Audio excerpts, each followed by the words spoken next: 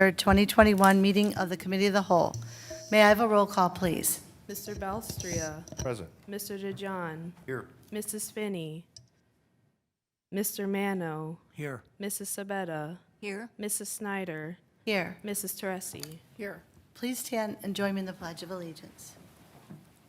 I pledge allegiance to the flag of the United States of America and to the republic for which it stands, one nation under God, indivisible, with liberty and justice for all.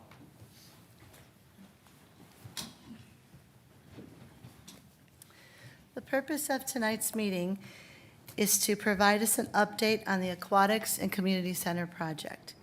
This evening, we have Christopher Trotta from Level Heads with us, as well as Jason Oleg from the GPD Group. I'll turn the meeting over to either of you gentlemen.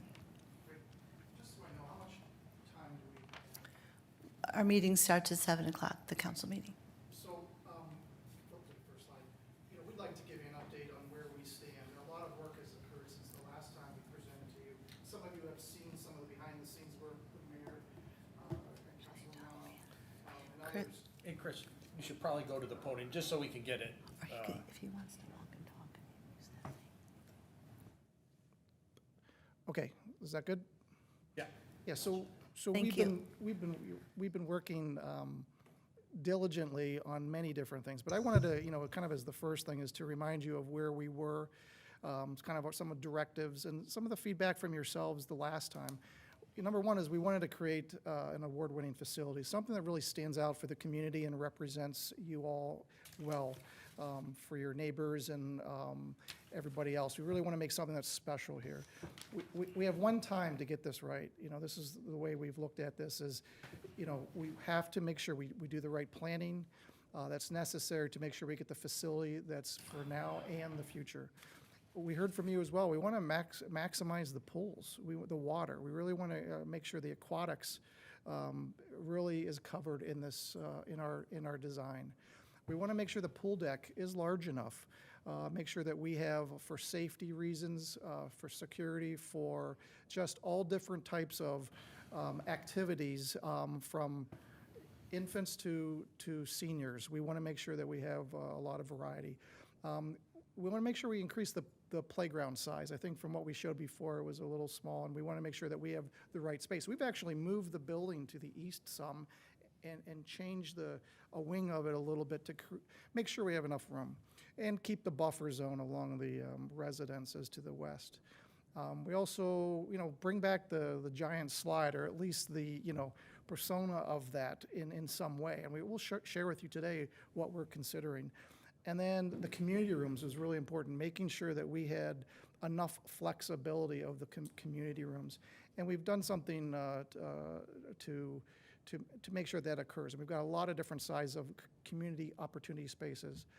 Then expansion for the future. We will show you that we did study a second level. We also have some ideas if we can expand horizontally if we need to in the future. We want to make sure it's covered. But of course, there is a cost for a second story, but we did study that and know some pricing for that. So that's kind of sets the table for where we were the last time with you, some directives, some ideas, some side conversations brought forward just to really kind of understand. We really wanted to, I think, kind of going to the first and second point most certainly is a great facility. Next slide. So what have we been up to? We've taken multiple site tours. Sean guided us through and made the connections in Avon and Rocky River and a few locations to look at pools, to kind of do lessons learned on what they liked, what they did, and what they didn't like or what they would do differently. So we really learned a lot from those facilities. We also, you know, the service center is kind of a program component that's kind of been not off to the, you know, the side, but it really wasn't the main focus. So we are starting to plan for the service center. And so we have some costs for doing that right. And we walked the site with the service department staff and kind of did an assessment of that. And we actually have a work session this week to really get into, to define the needs there. Met with the aquatics team for Mayfield Heights, and to really understand your current pools, storage needs, and then how to improve on what we even saw at these site tours, but really create a flexible aquatics program, and we really like the direction we're headed. And then, of course, review lifeguard utilization with these ideas, with all these different pools and features. What's the FTEs for this? What's the staffing requirement? So we've looked at that. Currently, you have 11 on a busy day, and so we're not far up from that. Depends on light, medium, and heavy days, but we could be up to 13. So it's an increased size, and it needs additional lifeguard demands. For the storage needs, it's really important. We learned from these walkthroughs that you've got to have enough storage. But we want to be careful. We want to make sure we're not building expensive square footage for storage for the least amount as possible. We might do some outbuildings or something to put storage in more economic structures, and we're going to study that through the phases. And then we did receive some kitchen community room input from a community member to give us some real feedback on kind of as a starting point of looking at our program and seeing, giving us some tips on that. So that's kind of what we've been up to. Now, currently, we're looking at construction managers. This week, GPD has some pre-interviews set up, half hour with 4 different shortlisted construction managers from a list of 9. So the steering committee evaluated 9, similar that you did with the architecture engineering teams, same process. And then it's shortlisted, the pre-interviews this week, and then in 2 weeks from this week, there'll be the final interviews as well. So that process is occurring. Right now, we're trying to get to the point of wrapping up a programming and planning phase, really making sure that we have the right itemization of all the program that we feel should be in here. But now that we have sort of our arms around the program, from the building, aquatics, site, service center, and so forth, we have to deal with costs. And I think that's kind of the premise for today, is to say, hey, open book here. Here's where we stand. With this amazing project, it has these other considerations that we have to look at. And so I'm going to go through that, and please stop with questions that you have. But I'm going to sort of hit the next slide right away, and then we'll go from here. Right now, from the cost estimate, the initial budget was $17.1 million for this facility, and it was comprised of all of these, 9 different components. And the building itself was 32,000 square feet originally at a projected $173 a square foot.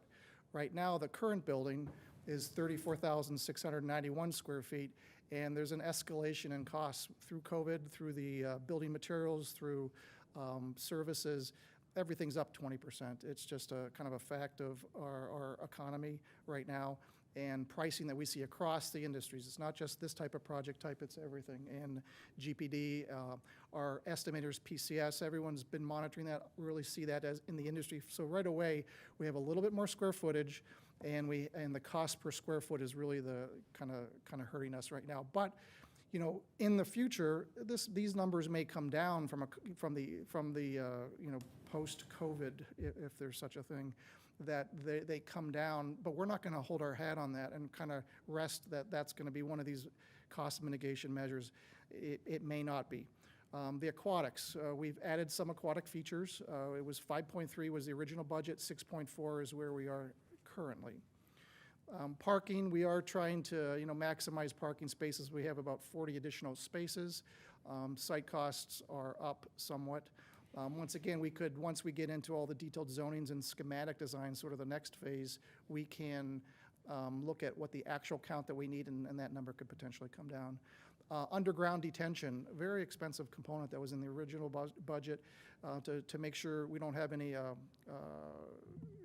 to put all the water retention underground. Well, similar price, we're up slightly for that. If we can figure out a way to do it on site above ground, maybe we can save some costs. But it's a very compact site, and we're really maximizing it. So I'm not sure that that's something that can be accomplished, but we will certainly look at that. Demolition of the community center, up slightly. The service center, really, and I'll show you a diagram shortly to say, look, we're starting to study that, and it's about $270,000 for a first pass at what it may entail. And that involves concrete drives, gravel areas, lighting, fencing, landscape. Once again, it's a benchmark number of kind of our first blush, but that could be pulled back. Abatement, that's for the John Community Center. And then contingency, we have, a healthy contingency in here. And so that's kind of something that a little bit of a counterbalance, a counterweight for cost increase in the sense that we have multiple contingencies. We have construction contingency, owner contingency, or your contingency for if things, if prices increase or if you want to change scope. We have escalation of costs to mid-construction. So there's escalation there, but there's 2.8 million of contingency in the number. So as we go through design phases, we're in program and planning now, we'll go into schematic design next. Once we get through that and get an estimate, we can lower those because more is known, more is inked in that we know, and we can reduce, as the project moves along, the risk goes down because we have detailed everything. And then soft costs have, actually it shows like it's gone down some, which is design fees, furniture, fixtures, and equipment, which is tables and chairs or pool deck furnishings, sunshades, artwork, whatever. All those kind of items are in the soft cost number. But it's about a $4 million overall increase in in the majority of the components. And there's reasons for the items. And from our design effort, the due diligence that we talked about already, there are things in there that did increase for reason, and we'd like to go through that. I'll pause for a second right now, and if there's any comments of what I've said, please offer. Does any member of council have any questions right now? Mr. Balistrea. It's just one when I was looking at the design, the restroom facilities. I mean, by your standards, do you think that's enough if there's multiple events going on? You just have the couple by the, and then one down at the other one. It looked like a gender-neutral restroom for the rest of the complex. Yeah, we thought that, and we need to, from a code standpoint, we will have the code-required toilet fixtures and sinks that are required by the occupancy load. So that's going to be a code thing that we have to meet.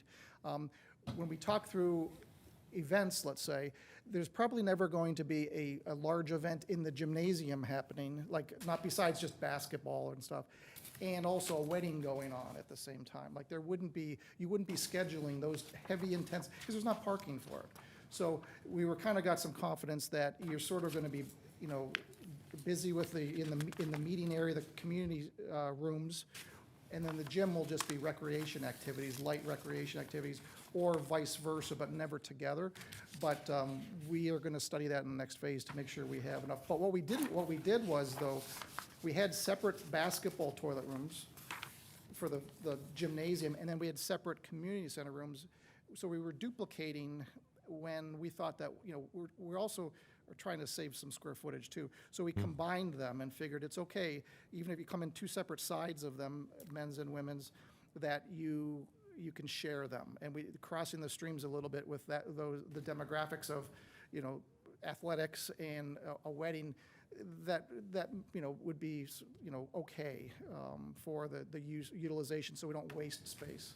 So that's one example, but we'll make sure we do all the fixture counts correctly. Thank you. Mr. DeJohn. Is this going to be a flat roof building? Right now, it is considered, it is a flat roof building. Is there any way you can change that? We could. As we know, flat roof buildings are always problems down the road. I think in our initial design idea, we had like the gym roof to be sort of a little bit of a shed roof, so I think all of those elements will be studied. We've had successes with flat roofs, certain flat roofs, but that's mostly what we do in the commercial industry.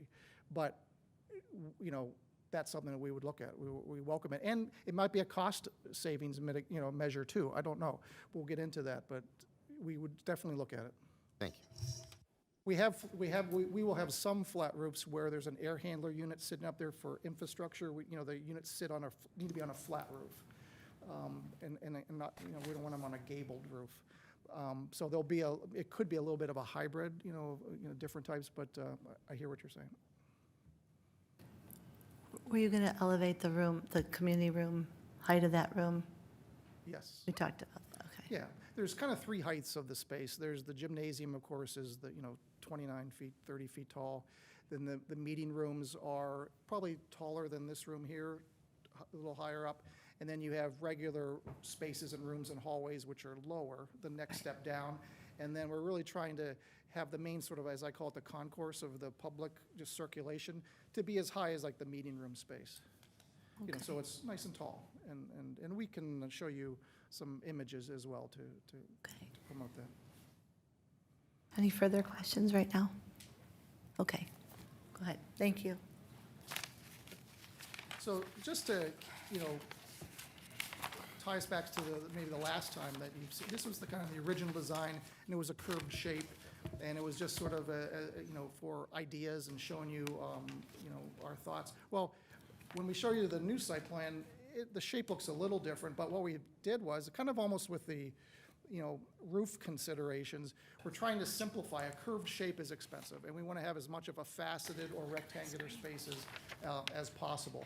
But this is just a starting point to show you where we were. Next slide, please. So this is the current site plan, and we did a lot of things. We, the gymnasium is the large rectangle on the right side. That I guess I have my pointer here, but you're not facing that. But the Aquatic Center, what we did is we pulled it out so it could be as regular as a shape as possible. It's not on some radius point. And once again, this could be a roof that does not have a flat roof on it, but it could have a gable to it, or a shed roof to it, or something like that. We definitely could accommodate it. But what it's doing is, when you're two things. We wanted to make sure we don't just address, like, here's this curved shape that's focusing on the pool deck. We wanted to make sure that the building shape addresses 271 and it addresses Marsol. So that gym is sort of the anchor of the project, where it kind of grounds it to the site. It's perpendicular and parallel to Marsol, so you can imagine when you're driving in, you're going to see that large elevation of the gymnasium with signage on it, and then also if you're on 271 and you're driving south, you're going to see the end of the gymnasium right there, and it's going to be pretty impressive to see the end of that feature. So it really addresses 271 and Marsol. The rest of it still has the curved shape around, but we've done it in facets. And you'll see in a couple preliminary progress renderings that we have how the facets almost look like waves. It kind of gives a nice little sort of, feeling to it of motion. But we've regularized things so it's more rectangular and angular, which would reduce costs. So and then we're trying to keep the main parking lot as regular as possible, and that's the, that large rectangular parking lot, to maximize the square footage that we have for that. And then the shaded area to the right is the service center.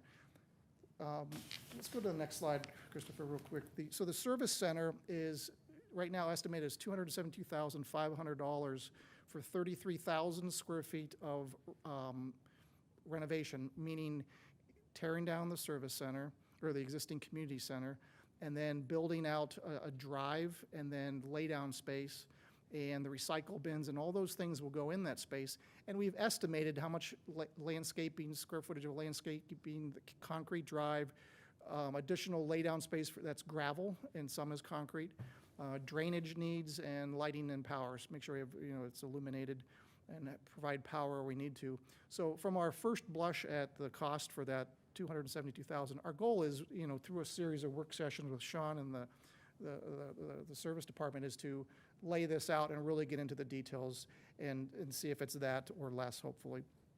But at least it's a benchmark, and I think it's probably the first time that a number has been shown to you on the service center, so that's our first pass. And then you also can see in the diagram where you see there's that purple box to the bottom left. That is potentially, like I said, a maintenance, a storage building, something off the service drive that we can pull out some components. We need to store lawnmowers perhaps for the site and other maintenance equipment. We can put it in that building and not build square footage of the main building for that function.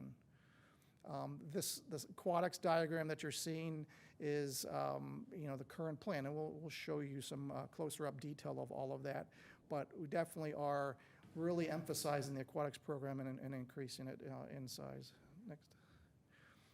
So this was the old aquatic, or the previous, or initial design, and basically the feature, it's one large pool, one focal point slide with two flumes that go down, and then we have C is the splay ground, H, the top sort of triangle shape, is the playground. So it was, those kind of 3 or 4 main components and shade structures. The new design, or the latest design, flip to the next slide, is this design. And so there's a lot of differences here, and there's a lot more square footage of water, and there's a lot of reasons why the plan has adjusted to date. We still have the main features we talked about, the splay ground at the top, and then the playground is right above it, kind of wrapping around it. They're sort of combined. They're kind of interactive with each other. Now, there is a large gray area to the right of that.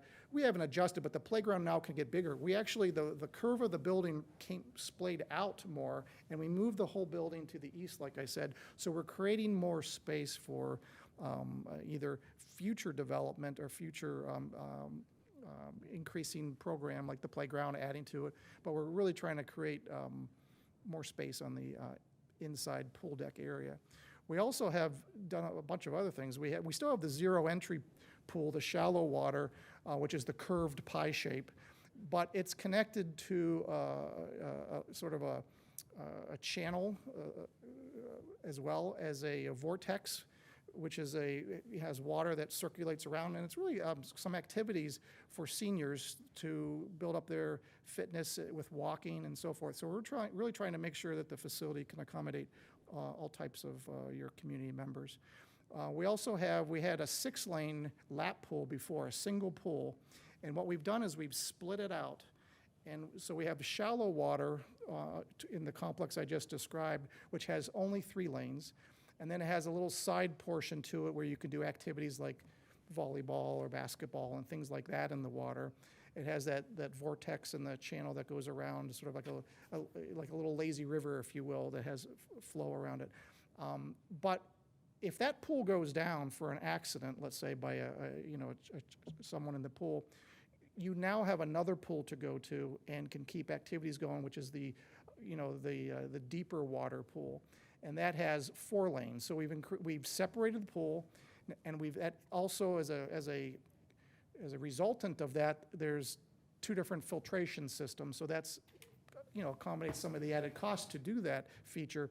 But you have an area that if you have some adults that want to swim and be out of the activities of the others that are playing volleyball or basketball and splash, there's another pool there, and that's the deep water pool that has 2 diving platforms in it to the left. So we've added some, and Sean has all the numbers of the square footage increases from currently what you have and what we've had since the last time.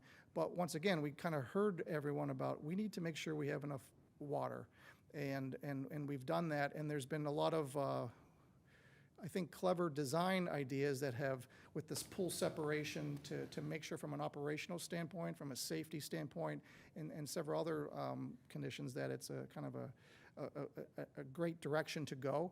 And it's unique. It's very unique from everything that we've toured around this area. And Sean, I mean, this is, we've picked some of the features that we like that we've saw, and you've researched a lot of these, but this is where the team has kind of derived the pool deck. And then, of course, there's the giant slide.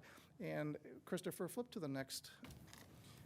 Okay, I guess I should have kind of zoomed up when I developed, I forgot. So this one's a little easier to see, but once again, we have the activity pool with 4 lanes.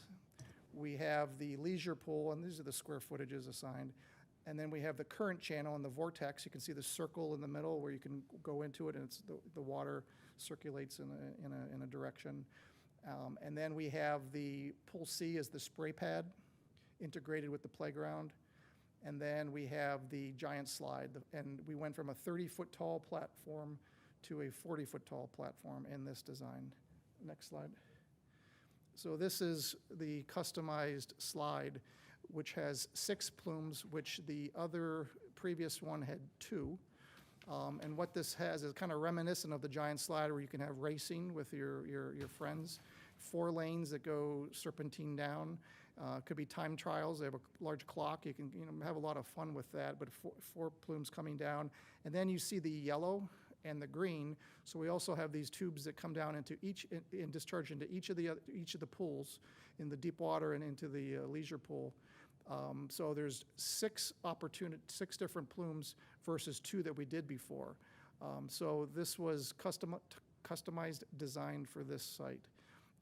And this is kind of where this is a 40-foot tall tower. And you can see on the plan view to the right, it says A, B, and C. So those are the entry points. A is the racing sort of channels that go down, and then B and C are the yellow and the green tubes that empty into the pool. So it really creates a lot of variety and of course, excitement. What questions can I answer on the pool, if I could?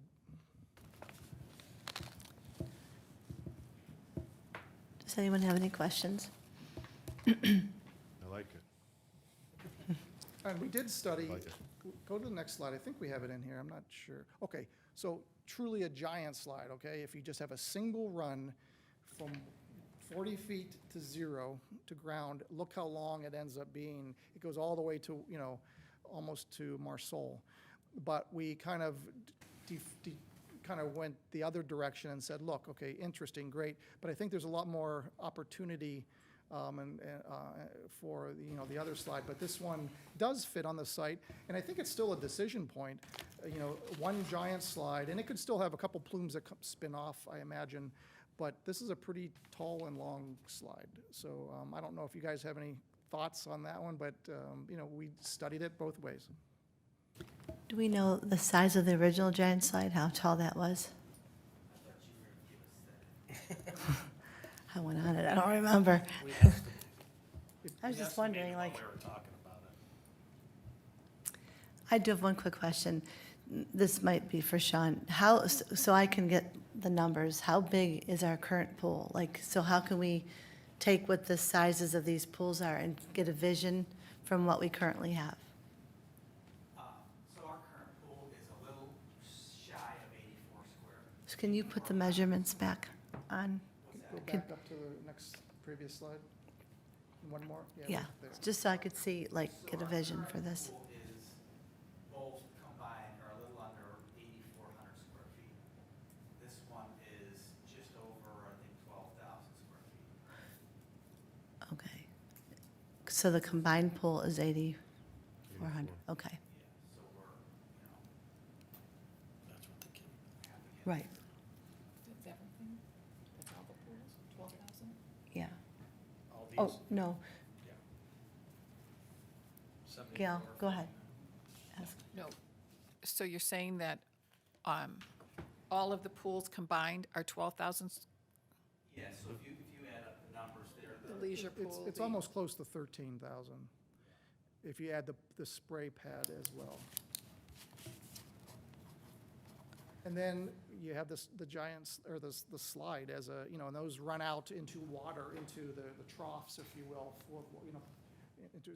they're not going into a plunge pool or anything, they run out. So it doesn't go into the count of water, but there's a lot more activities than your other pool. And there's a climbing wall that's in here, and there might be another slide as well, but there's other features that can be added to this. Once again, you want flexibility and variation. So I do have a question. So this looks fabulous. It's a really cool design. I just have a question for the kids that are not swimmers or, 3 to 7 that might still be like our kiddie pool, or our splash kiddie pool, how they have things inside them for them to climb and do. What portion of this pool design would that go in? If you look at I apologize, it's a little bit small to see, right where the words, where it see says leisure pool is, and right up there, you see there's apparatus in the water there. There's little features and stuff, so that's an area where kids can climb on things and, have, things can be shooting up and all kinds of different apparatus. There's thousands of options. Right. But that's where it would occur right there. Okay. Then the other side of the zero depth is quieter, so you're not in the mix of all that as well. So it's kind of migrated that way. And then if you can vaguely see it, there's some dashed lines that show sort of a tension structure canvas canopy that spans over top of that area.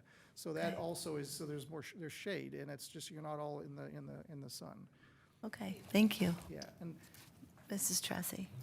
Thank you, Madam Chairman.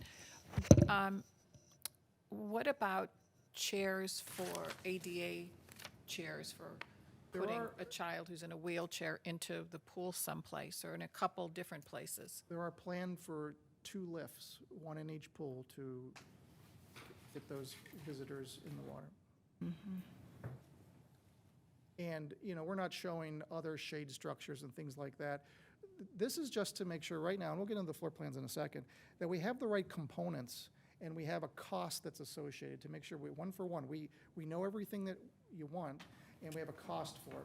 The design and shape and things, there's a lot of work, you're starting to see turf areas, landscaping and things like that.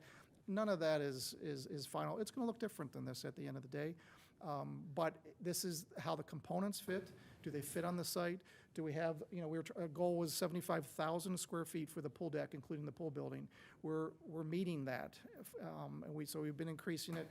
We need a lot of layout space, and we need other sunshade structures, and they'll start appearing in the next phase. I'm serious. Mr. DeJohn. What was the estimated cost of just the pool area? It was initially, it was 5.3 million, and now I believe it was like 7.2, but Christopher, go up to, right Yeah. there. 5.3, 6.4, so we went up $1 million.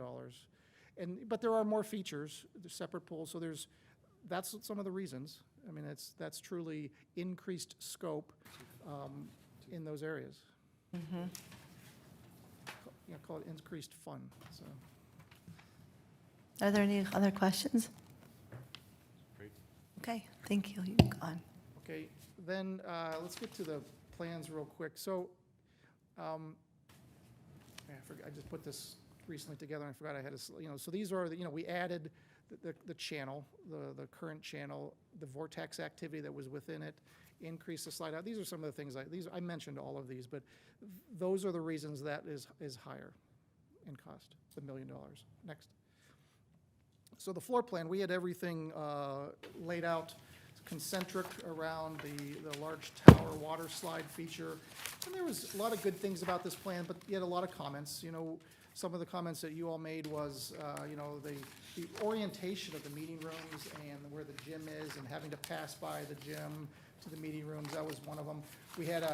We actually learned from our tours that the community centers that we walked through had canopies, drop-off canopies, that covered canopies for whether you're dropping off someone that's senior or a handicapped individual or whatever, that was a feature we saw. Well, we didn't have that in our initial design.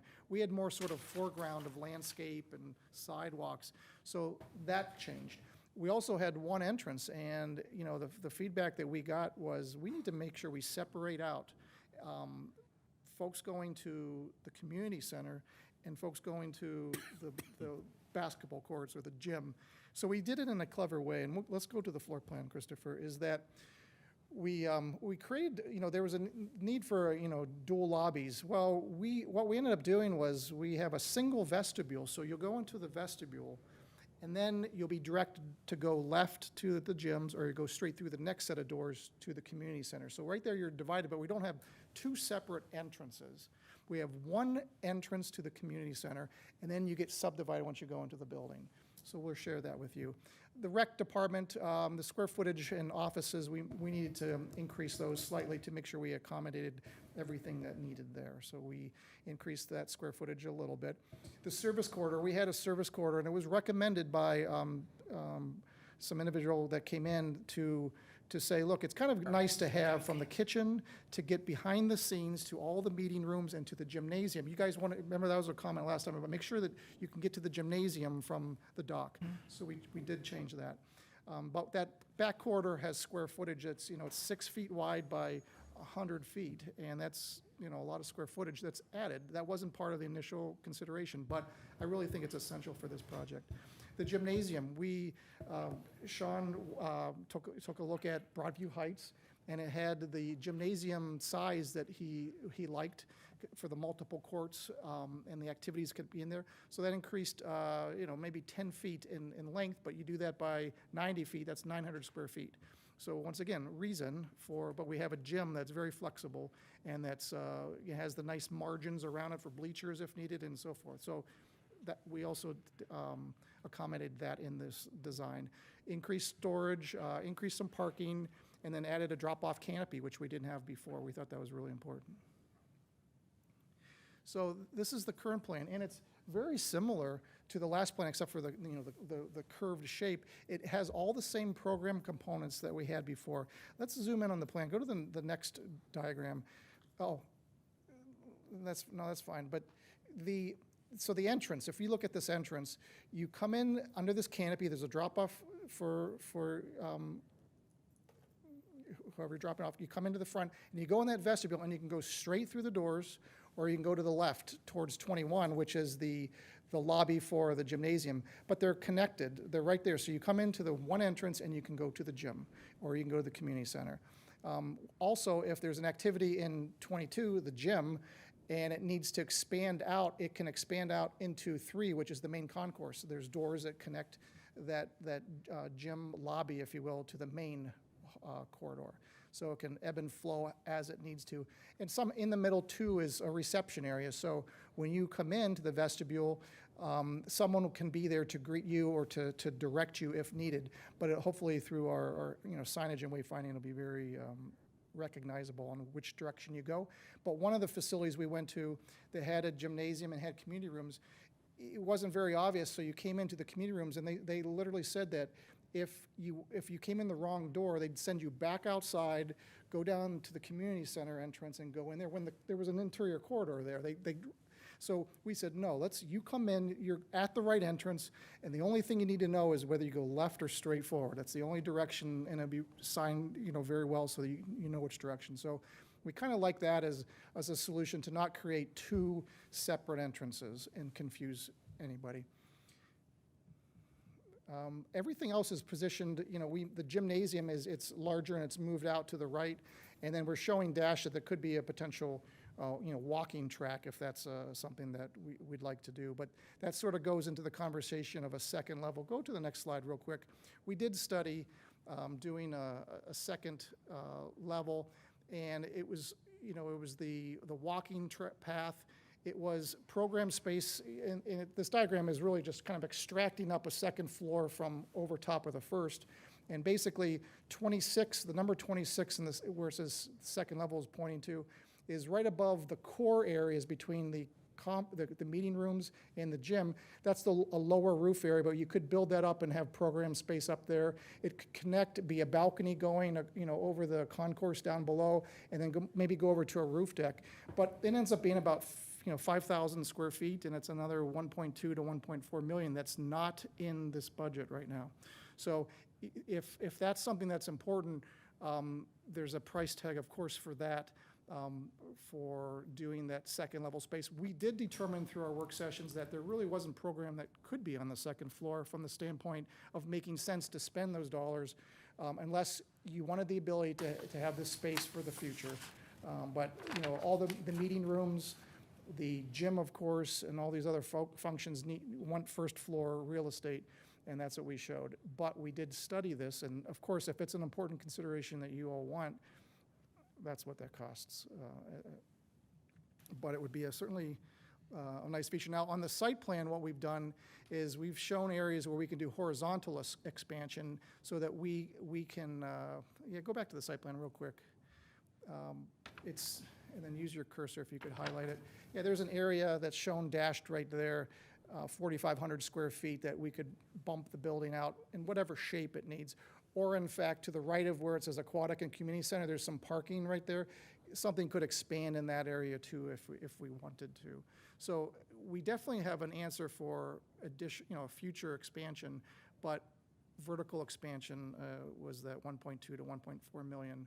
and then you'd have to do an elevator or two, and stairs and so forth. And that includes with the track. So that's sort of, we wanted to show you that we studied it and that it could be a great idea, but we're already over the cost initially, and so it's kind of almost a non-starter in my mind. Christopher, let's go back to where we were. Okay, so just go to the next slide.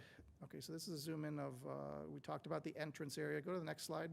So the meeting rooms, what we ended up doing, we actually reduced the size of the meeting rooms a little bit, which helped gain some additional storage, but we created some flexibility, which we thought was good. Before, we had 3 equal rooms of 1,500 square feet, each room for a total of 4,500, or up to 300 capacity of tables and chairs for like a reception or something. What we ended up doing is 5C, which was 1,500 square feet, we reduced it to 1,000 square feet and subdivided into 2 smaller rooms so that we had more opportunity for different size community rooms. With these 4 rooms, which all have walls that could be retracted, you can get 7 different scenarios of capacities. And then we also have, and don't have to flip the screen, but on the top we have another multi-purpose room of 700 square feet for, another room for, yoga class or birthday parties or whatever right at the front. We always wanted to have sort of this showpiece sort of meeting room with windows to the outside at the entrance, and we still have that. And then, of course, we have 10,800 square feet of a gymnasium for a large venue and large capacity if needed. But we like the idea that we had a bunch of flexibility now with these different meeting room sizes, and we can get 7 different scenarios, as I mentioned. Really a goal of between 200 and 225 individuals would be the maximum in that rectangle of those 4 spaces. Could be opened up to about 225 individuals from 300 before. And then we're going to include in the design this sort of an outdoor living room space such that these, if you have a breakout space from the community rooms, you could go outside. It'd still be a fenced area from the pool deck, but it could be like an outdoor living room with a fire pit and, and other outdoor seating features. Could be really nice amenity to have.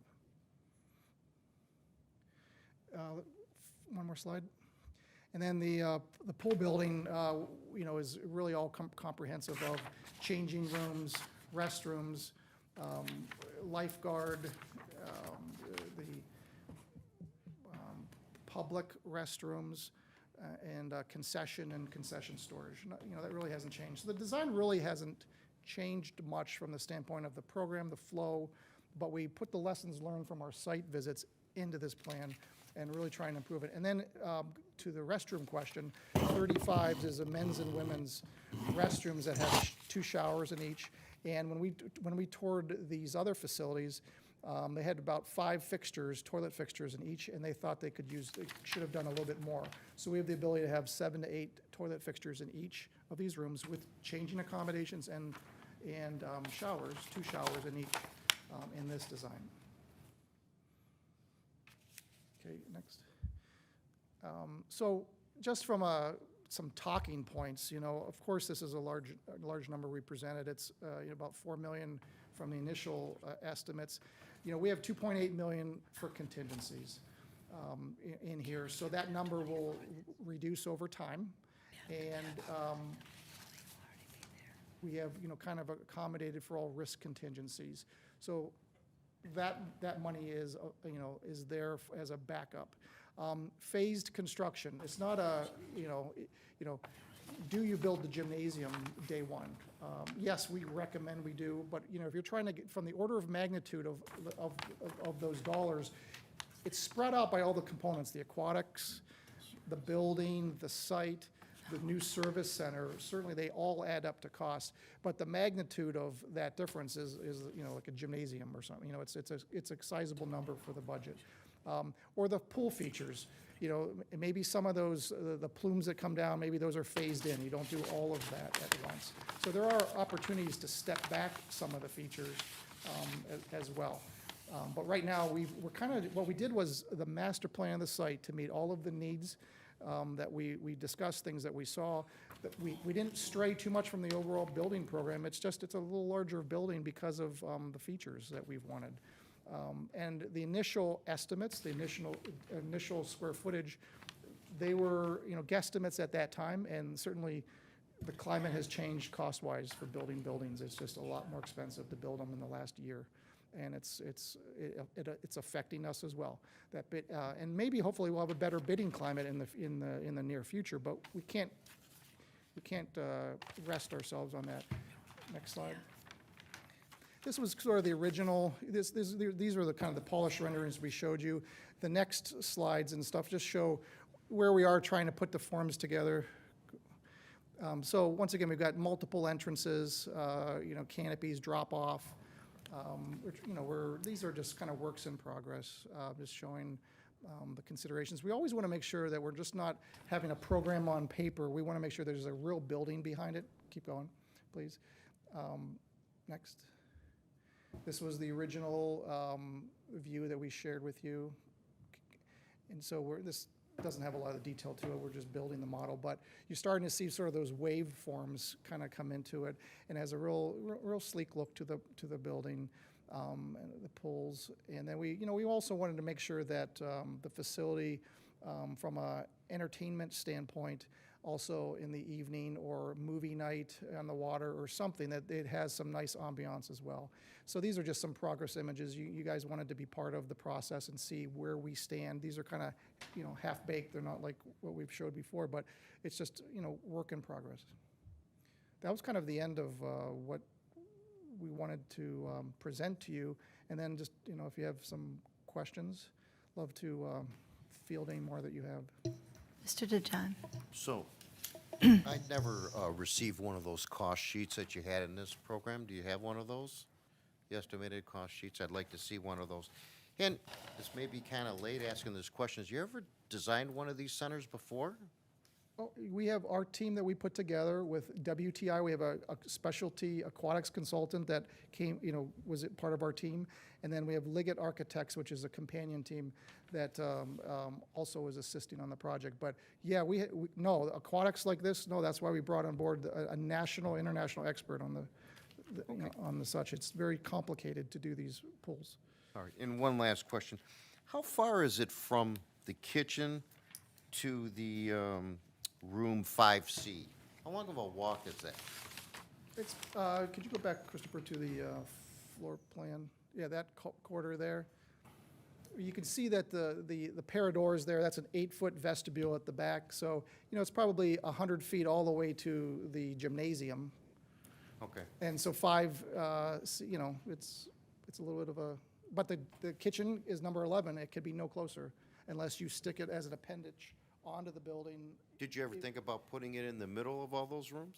We did, but then it 5 kind of, rooms? we walked through some community centers that had that, and really then you're left with a 1,500 square foot room, a kitchen in the middle, and a 1,500 square foot room, and you can't open it up to be a 3,000 square foot room. It really kind of limits that, Yeah, but could you bump it out?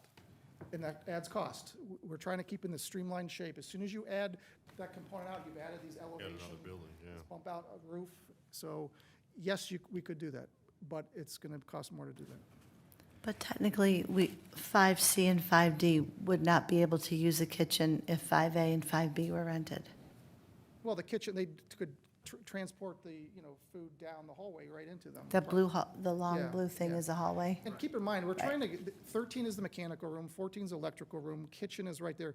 We want all of that together, once again, to save cost, to have all that infrastructure close together. And then there's all the penetrations through the roof for exhaust fans and things like that to keep them sort of to this side of the building. But we did consider putting the kitchen in the middle, but it was then, so now when you go to the service dock, you've got to now haul food further down the hallway to get into the kitchen. Picking our best scenario for the cost. And then it is connected to A and B, and that's some of the facility, Sean, that we walked through. It was, one room had the kitchen right off of it, and the other ones didn't. It was just kind of a usual scenario. Mayor? And we talked about scheduling, that's a matter of scheduling too. You're not going to have somebody using the kitchen for C, and if they need the kitchen, it's going to be A or B, and you're not going to have 2 people using the kitchen at the same time. So we talked about that. And we even talked about putting like some little kitchenettes in some of the rooms too, so. But just trying to make it as flexible as possible. Having the kitchen all the way over there so you can open up that space altogether seemed like the way to go. But like I said, scheduling wise, if somebody needs the kitchen, it's one person at a time anyway. So you're not gonna, somebody in A and C is not gonna be using the kitchen at the same time. Mrs. Tressi. Thank you. Thank you, Madam Chairman. Mr. Trotta, number 3, the walkway is, has an overhang. Could you move up on the screen or go up to another slide up? Where it was yellow. Yeah, this yellow area, 3. that's a covered like walkway? Yes, that's sort of the main concourse. It's a story and a half high, so it's very elevated. And covered. Yes, it's and- inside the building, correct. It's inside the building. Yep, all the yellow is sort of, as we call it, sort of the public circulation. The blue is the, private, behind-the-scenes circulation. And then you mentioned that you could always use the gymnasium if you had a big event or, for some other purpose. But what would, for the gymnasium, what would you put on the floor? Because if you have a gymnasium floor, you might not want tables, chairs, and people, women in high heels or whatever, on that floor. Correct, and, So- what we learned is when you do a nice maple floor, they are redone every 2 to 3 years. 2, you can put down mats and, roll out things to protect it. Not saying that that's a ideal or convenient thing to do. But the thought was that if you had an event that wanted to be larger than the 5A, B, C, and D rooms, that's sort of a backup, but we weren't promoting that you would use that, but it's just, there's no reason to make it, those too large, because you probably then need to go to another venue, because there's only so much parking here anyhow. So it's just a sort of a threshold of, you can't go much bigger. And we also thought if there were teams that were in the gym utilizing it, that back hallway, they could go and they could get staged in the meeting rooms as well for what's happening, in the gym. But, I don't, you always want to protect the floors, but they always get, it's an expensive, operational expense to redo them every 2, 3, 4 years. So my last question is, so you've said that we're like 4 million over what we initially thought, and we were going to keep in that budget, but we've added and changed a lot of things, which looks terrific. But I'm wondering, maybe we don't need the gymnasium, because all this time, I know we've used Wildcat Fitness, and Mr. Ward has always said we have, we get the gym first. All our kids get,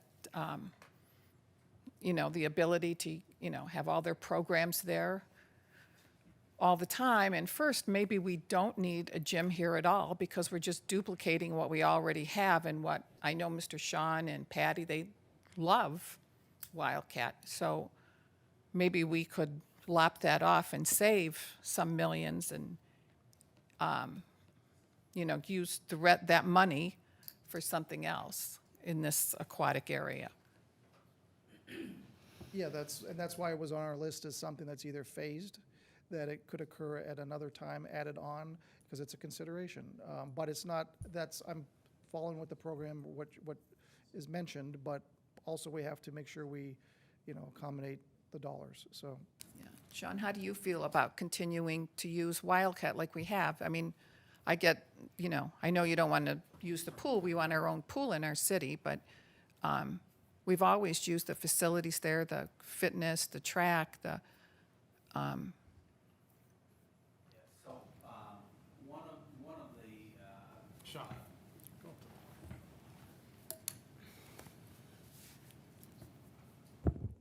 One of the main reasons why we want this gym, the starter, I would say, is because we have 150 kids in camp, and when it rains, we have to take them to Lander School, so we have to cross Lander Road. And invariably, it doesn't happen often, but you're going to get times where it's pouring rain or it's thundering and lightning and kids are running frantic. And just the thought of crossing 3 lanes of traffic to get to land or school is tough.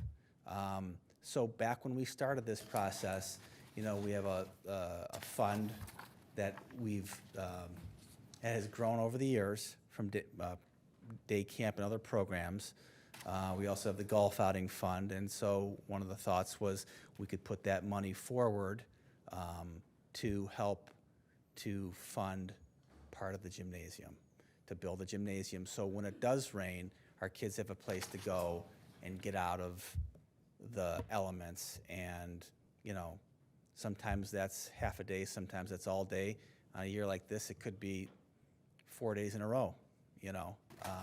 So that was part one, and then just to be able to expand, you know, I mean, part of when we think about all this that we're talking about, it expands what you can do. And what have we been able to do is limited, and what we can do, if this happens, expands. So going back to everything we talked about is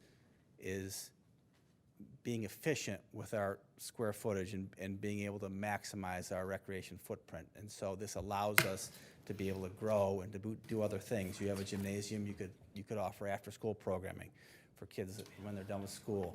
You know, we could offer theater classes, we could offer volleyball, many things that we wouldn't even consider right now just because there's no space available.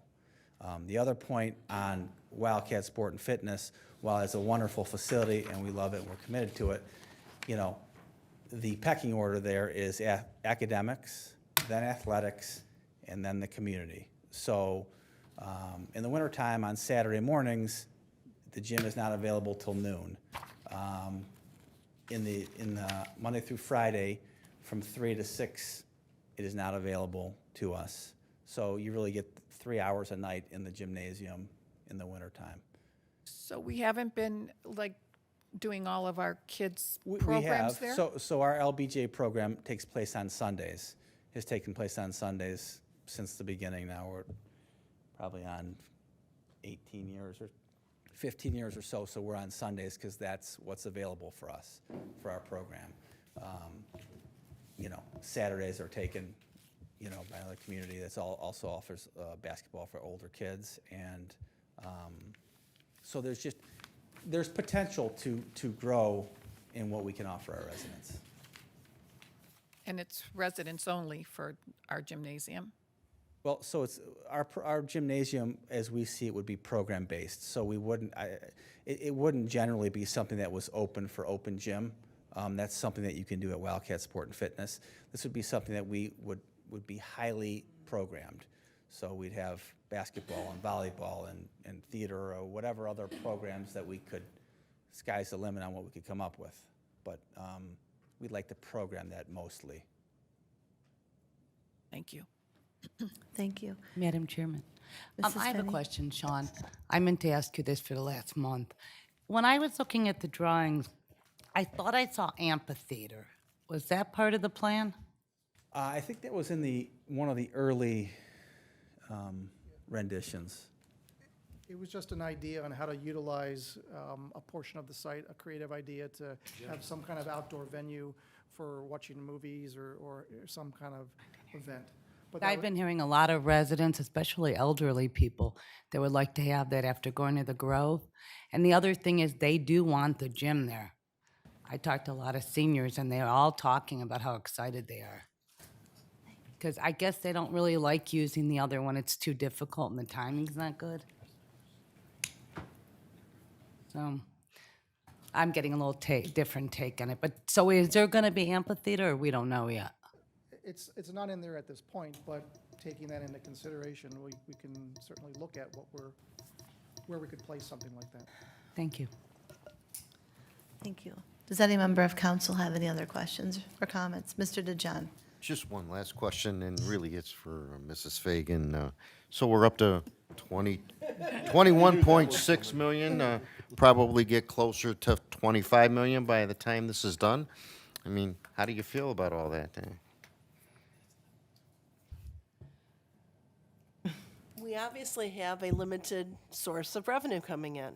We have the new income tax coming in for capital projects such as this, for roads, for sidewalks. So it's a matter of prioritizing all of that. The last rendition I had come up with, the last numbers I saw were at 20 million, and I went through and I was comfortable with us going out borrowing for that, and then probably in 2 years going out and borrowing again because we're gonna need money to redo the fields. So that'll probably be multiple millions also. Correct. So so I'm comfortable with that at this point. That being said, we may need to do some adjusting along the way just because we're still not sure what's going to happen with the stay-at-home tax dollars and how much of effect that will have on us. So we may do this in phases then? No? Really? Not the building of it, I'm not saying to do in phases, but at some point, we may need to go back and look at distribution or whatever. As this comes down, hopefully construction costs come down as we get closer to construction and the economy balances out a little bit. Hopefully, interest rates stay where they're at, very low. And when we get closer to actually borrowing that money, we'll have a better idea. Okay, thank you. Thank you. Mrs. questions? Fagan, with our sidewalk program, I would think that if we're doing it every section, that eventually it would cost us less and less money because we're keeping it up. So that would give us a little additional revenue from there. That is absolutely certainly the way that I've projected it out, that we have 200,000 going out there, I think, for the first two go-rounds, and then I've backed it down to 100,000 after that. I don't think Dan's here to hear me say that. And hopefully even with the road program, if we ever get caught up and get it really, at this point, we're getting so many roads done. Eventually that hopefully will be a lot cheaper, you know. 10-year program. Mrs. Teresi? Mrs. Fagan, is it, is it too late to put some of this as a levy, like a park levy on our tax? I mean, we could always go out for a park levy. I just don't, I mean, I don't know if it's too late. politically, at this point in time, we had a hard enough time with the income tax. I don't know if we would be successful in passing a property tax now either. We do have a source of funds. We have enough funds coming in to cover this, and I do think we'll be okay. Thanks. And also, can we look to the grants, going out for grants for any of this project? I know we talked about that at that meeting. Also, the mayor mentioned maybe naming rights. That could give us a nicer donations from any of our corporate park. Okay, Have we reached out to our corporate park? Mayor? We have in the past. We've had some discussions in the past, but until we figure out exactly what we're going to do here and what the opportunities are, then we'll go out to them. May I add one other comment? We're very early on programming phase. There are 3 additional phases of design: schematic design, design development, and doing the construction documents to get the permits. We're bringing on a construction manager who's going to be accountable for these costs and are going to be interviewed to bring to the table their creative means and methods of building and materials that cost less. So our goal is, this is just to make sure we have the right program and to build this for as economic as possible and to evolve the design in these next stages. And we'll be in front of you and we'll keep everyone apprised of where we are. But this is sort of the master plan of the site. These are all the kind of the needs that have been shared with us, and we need to sharpen the pencil. And we're ready to do that as well. But we have it all sort of in. This is what everyone has said to us. This is what the design is. Now let's pare it down as required. Great. Well, thank you, Mr. Trotta, for coming this evening and going over this whole program with us. At this time, I would need a motion to adjourn. Move. Moved by Mr. Balestrea, second by Mrs. Teresi. All in favor signify by saying aye. Aye. It is now 7:06. I will close the committee of the whole meeting, and we will start the council meeting in 5 minutes.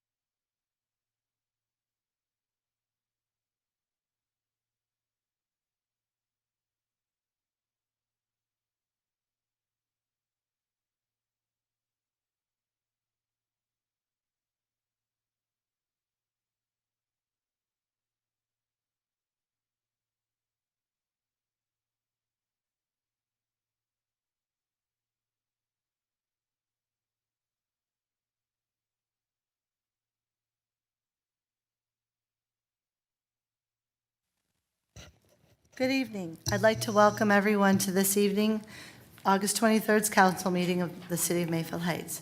Hope everyone is enjoying your summer. May I have a roll call, please? Mr. Balestria. Present. Mr. DeJohn. Here. Mrs. Finney. Here. Mr. Mano. Here. Mrs. Sabetta. Here. Mrs. Snyder. Here, Mrs. Teresi. Here.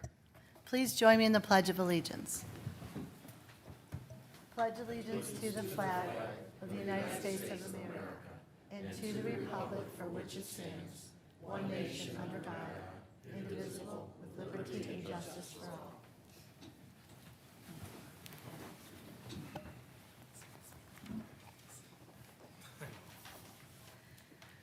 Next is the approval of the minutes from our Committee of the Whole meeting on July 12th. I hope everyone has had time to read these minutes over.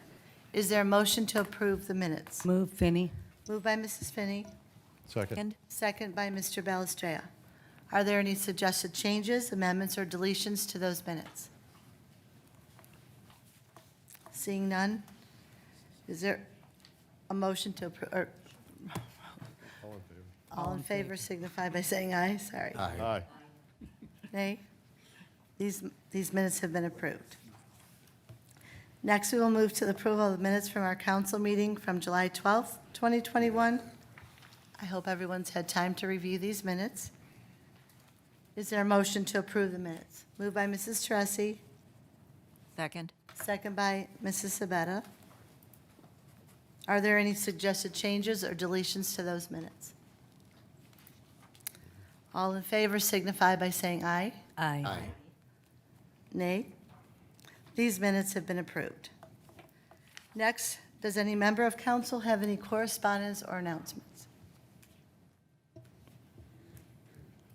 Mrs. Chauncey?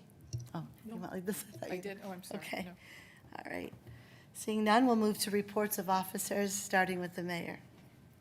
Thank you, Madam President. I only have a couple things for this evening. Road sidewalk project update. Gates Mills Boulevard is at the closeout portion of the project, and it's pretty much complete. Ashcroft area is 80% complete. Work is being done on the sidewalks and catch basins before the final asphalt is added in that area. The roads on Parker, Eastwood, Geesey, Golden Gate, and Bonnie are about 2 weeks from being ready for the final asphalt.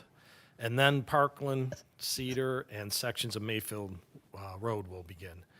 Wharton Road reconstruction is underway. Contractors' work may be delayed because of some of the weather that we've had, but that's well underway.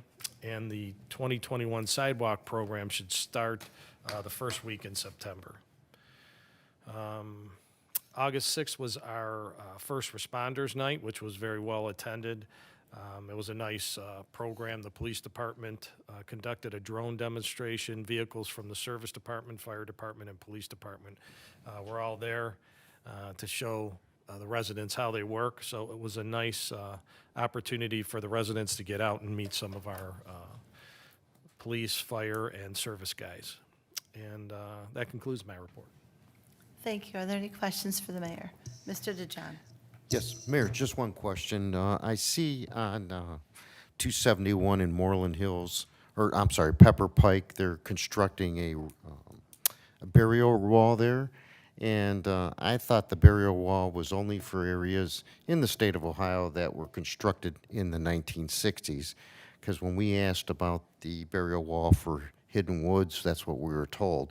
So I don't know how there's a burial wall there in Pepper Pike now. So I would appreciate it if you could contact somebody from the state to find out for us, because I'm very, very upset about that. Mr. DeJohn, is it over residential area? It's over residential area, it's That's- over. Get to Brainerd, right? Is that what you're talking Correct, about? Yeah. correct. Right before you get to Brainerd, then there's there are 500,000 plus houses back there, so. Thank you. Thank you. Any other further questions for the mayor? Director of Law, Mr. Murphy. Thank you, Madam Chair. I have no report this evening. Thank you. Director of Finance, Mrs. Fagan. Thank you. I also have no report this evening. Okay, thank you. Any questions for Mrs. Fagan? Next on our agenda are reports of committees, commissions, and boards. starting with the Building Committee, Mrs. Tressi. Thank you, Madam Chairman. I also have no report this evening. Thank you. Finance and Audit Committee, Mr. Balistreo. Thank you. Finance did not meet, therefore I have no report as well. Legislative Committee, Mrs. Finney. Thank you, Madam Chairman. No report. Thank you. Public Works and Service, Mr. DeJohn. I have no report. Thank you, Madam President. Recreation and Parks, Mr. Mano. Thank you, Madam Chairman.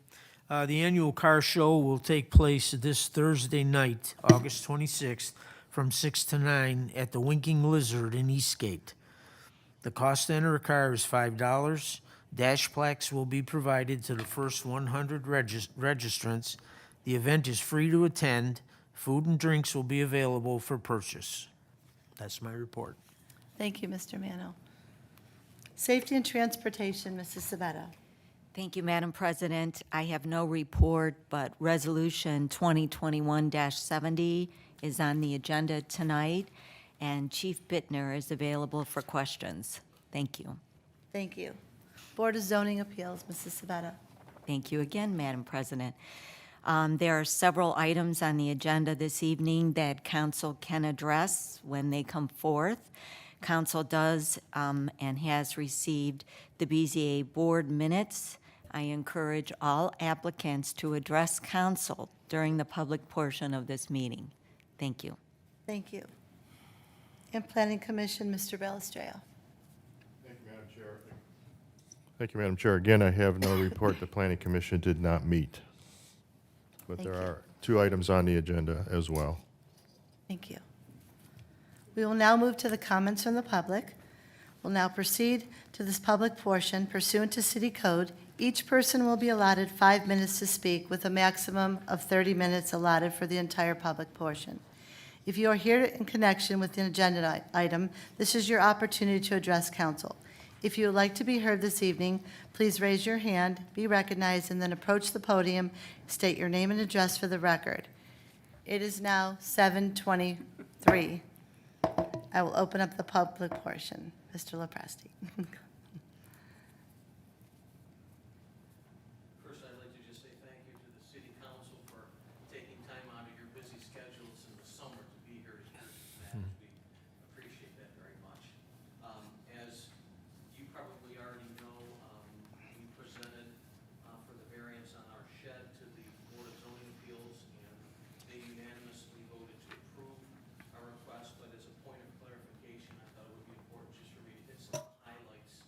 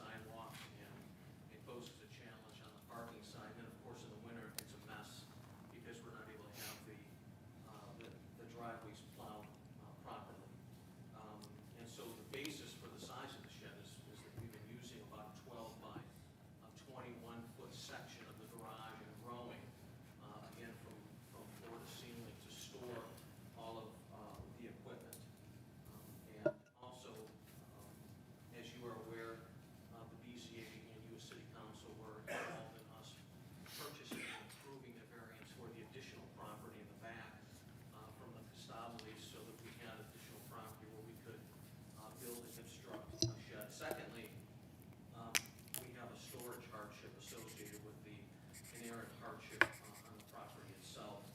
And so those two, when you join those together, it creates a real challenging situation for us. The property design itself and then the storage hardship makes it impossible without that additional property for us to have a location for something that we can work with. I want to also point out that directly behind us, bordering our property, 5 feet behind us, Greg and Carmel Castable have a 14.5 by 20.5 foot shed, 15 feet high. I believe that's about a 300 square foot footprint. And then on the other side of us, Mike and Renee Balestri have a 10 by 16 foot shed, which I believe is a 160 foot footprint. And so I believe both of those were granted by variance in one shape or another in terms of approvals.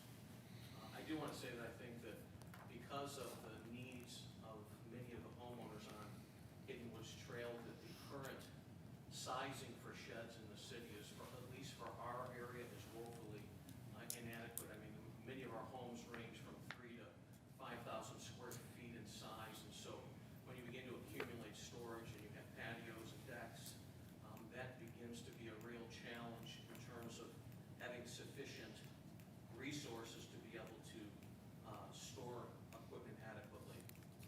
All three of our neighbors surrounding us, the Castables, the Browns, and the Balestris, have submitted letters to the city offering their support for the size and the location of the shed, and I think that's important to point out.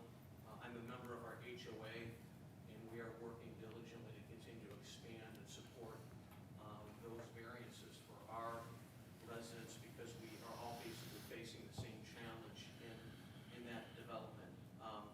With regard to the location of the shed, we are proposing, I want to point out that it is in a hidden, secluded, wooded area.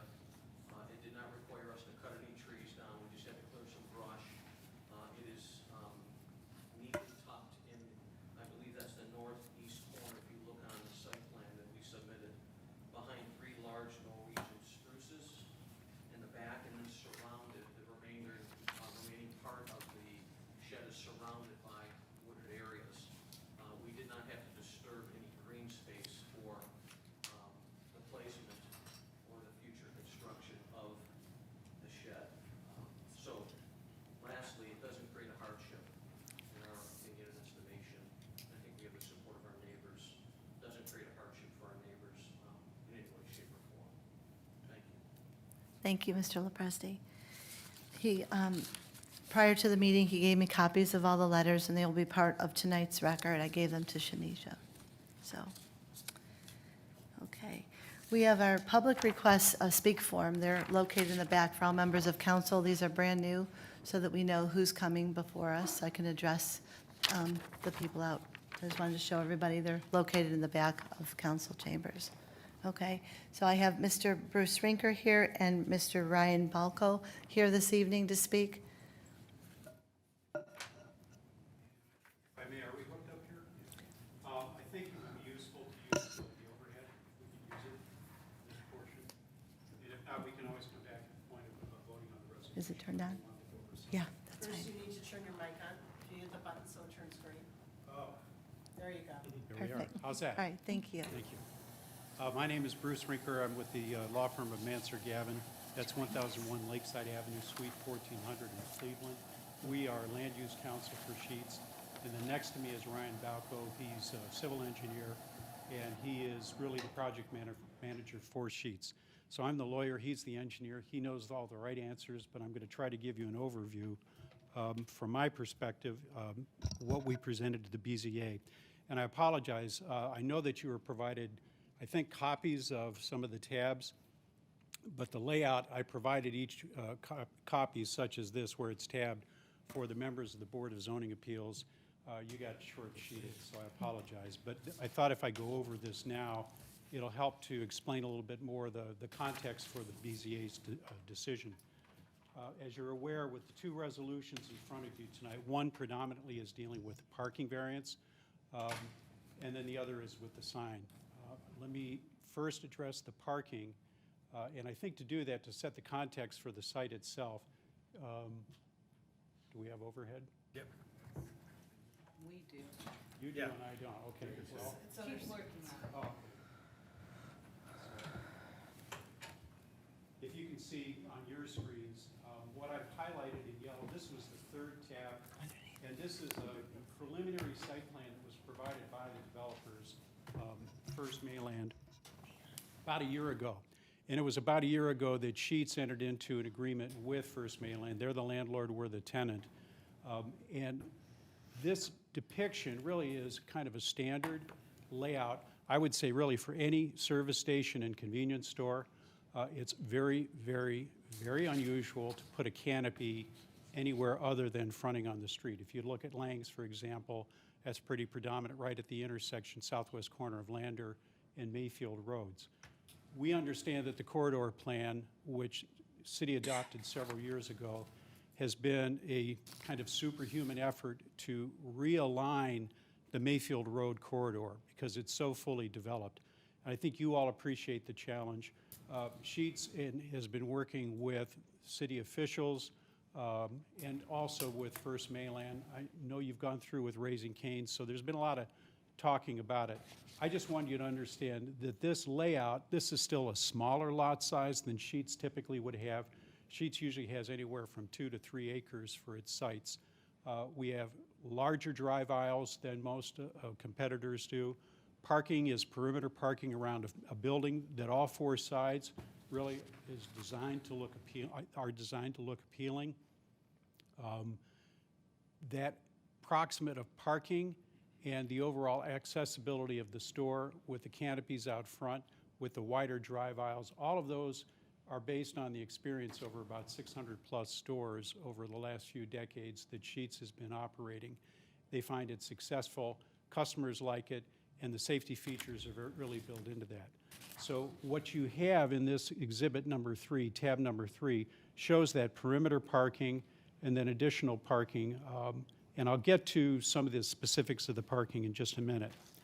Then recently in May, this reflects the recorded subdivision plat essentially for First Mainland.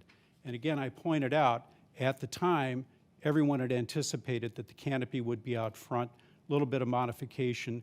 You can see the main access driveway. It's a 4-way intersection office at Mayfield Ridge, and then interior traffic pattern. But we knew that between ABR and other officials that the placement of the canopy was going to cause a lot of heartburn. I mean, let's be blunt. Having a gas station in this wholly reconstituted center of town, I'm very personally familiar. You're officially familiar as well as personally. Mainland had just deteriorated to a point where it was a real eyesore. So First Mainland's come along. They're really the first developers successful enough to be able to pull all the properties together, raise everything, and start all over again.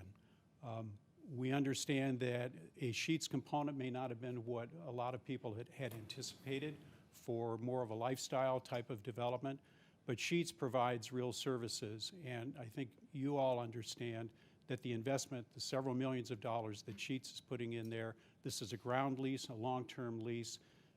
This is a real anchor for the site. And so we went back to the drawing board. H.C. Phones is not here. The mayor, law director had a chance to meet with him, and H.C. was convinced there was no way the canopy could be put in the back. But that really was the push from city officials. So what you see in exhibit number 1 is really the resulting product. And what I want to point out, as we did with the BZA, we've got 3 different colors trying to represent the different types of parking. What has happened is the convenience store is now pushed up to this hard corner with Mayfield and the new access drive. The Sheetz store layout is critical for the overall operation.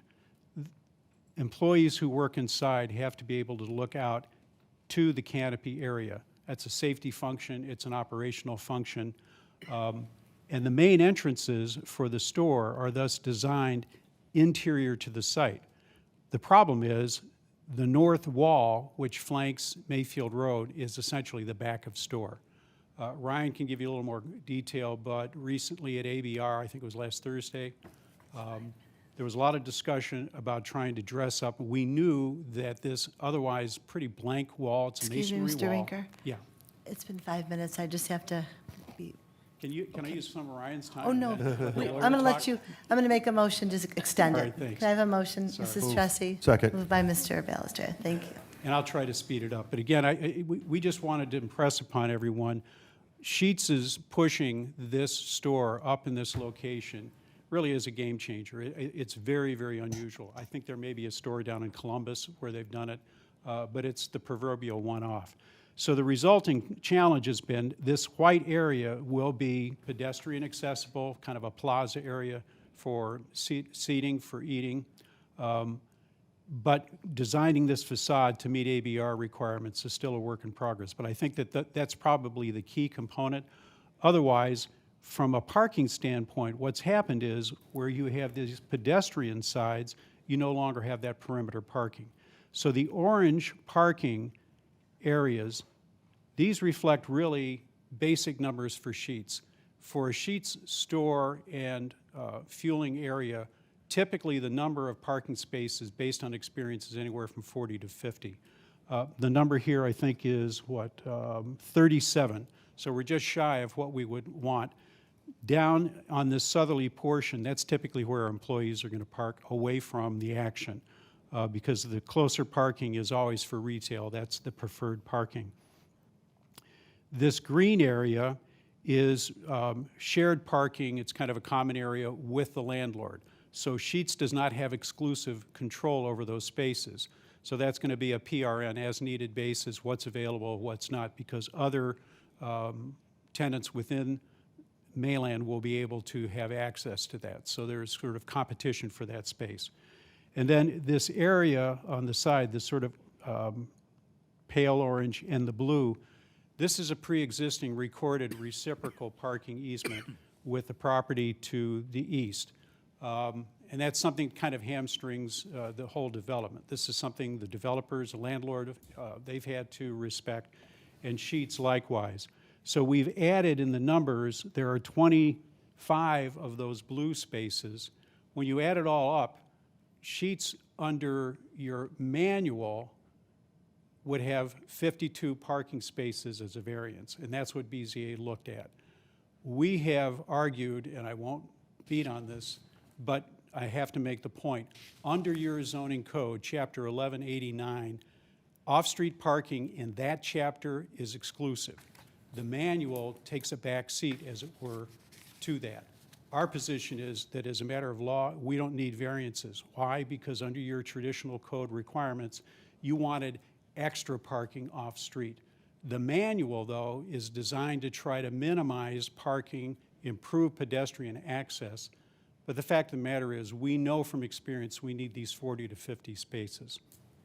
So we have all of these reciprocal parking, that's recorded. The shared parking, I think that's part of the recorded document. Realistically, Sheetz has about 37 spaces that it really needs. But we felt that to be appropriate, the 52 parking space variance was closer to what the manual contemplated, and I think BZA was more comfortable with that. So that was a unanimous vote from the BZA. We would ask that you affirm that. Now I'll move to the sign, and again, I apologize, it was a little unclear, I think. When we submitted for getting onto a special BZA meeting, we had a conventional monument sign. And the other point I want to make is that by putting the canopy in back with the store in front, you really orphan your monument sign. That's really the only visible identifier for the Sheetz. I mean, people will get used to seeing the building itself, but in terms of signage, for the advertising, for Sheetz itself, if you're traveling on Mayfield Road, 35 miles an hour, whatever traffic conditions will allow, you have so much time to be able to view that monument sign, and whether you're going westbound so you can turn in at the light, if you're eastbound, you may be able to make the light, or you may have to overshoot the light, and there's access just where that reciprocal parking area is. So there's, by design, this overall layout is intended to meet a lot of the manual desirability for kind of a lifestyle for a more pedestrian usable center. But for the Sheets facility, having reasonable sight lines to be able to make those turning movements is pretty important.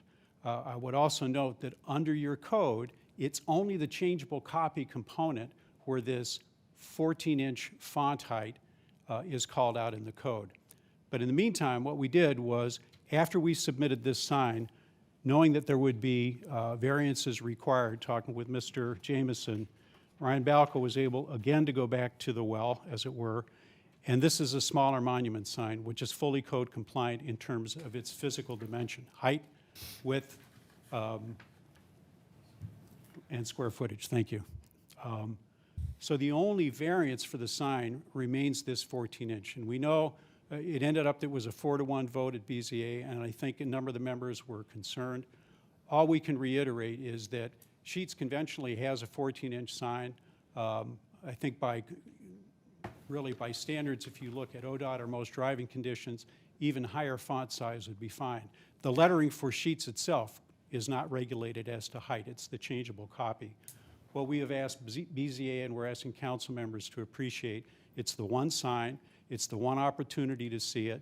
We don't think it's garish or obtrusive. I think that the intent of the code is to limit that kind of flickering light or signage that's too busy and distracting.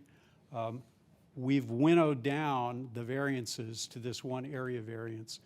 It's a practical consideration that we ask you to respect.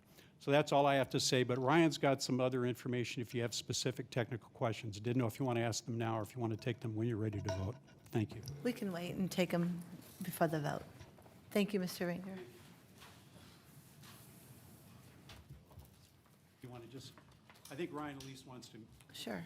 Mr. Balco. Yeah, so Ryan Balco, 4907 Franklin Boulevard, Cleveland, Ohio, 44102. I think for the variance specific to the text height, there was maybe some concerns as to what documentation we used to get to that height. And I know Mrs. Sabetta asked if we could maybe provide some of that documentation for this meeting. So I went back and I reached out to a number of individuals, and I'll submit this as part of the record, but the USSC Foundation, it's a research-based approach to on-premise sign standards. There's 4 pages of professional references that back it up. But not to belabor it too much, on some of the initial pages in here, it talks about equations that take into account the speed of the road and the legibility index of the letters and what they call the viewer reaction time and viewer reaction distance. And basically when you put this all together based on the information in this particular document, it suggests a 13.7-inch text height.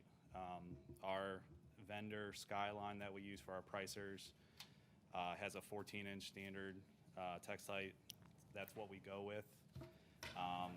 As Bruce mentioned earlier, on our pylon signs, we go as high as 24 inches on those pricer signs. So the 14 inches is a little bit more scaled down to fit the size of the monument sign that we're permitted. If we were permitted a larger sign, we would have submitted larger text height. But I'll submit this as part of the record, and then happy to answer any questions on that. Thank you. We can answer the questions when it comes before us this evening. Thank you. Thank you. Thank you. Is there anyone else that would like to be heard this evening? Yeah. You can come up, ma'am. You can come, yeah, come.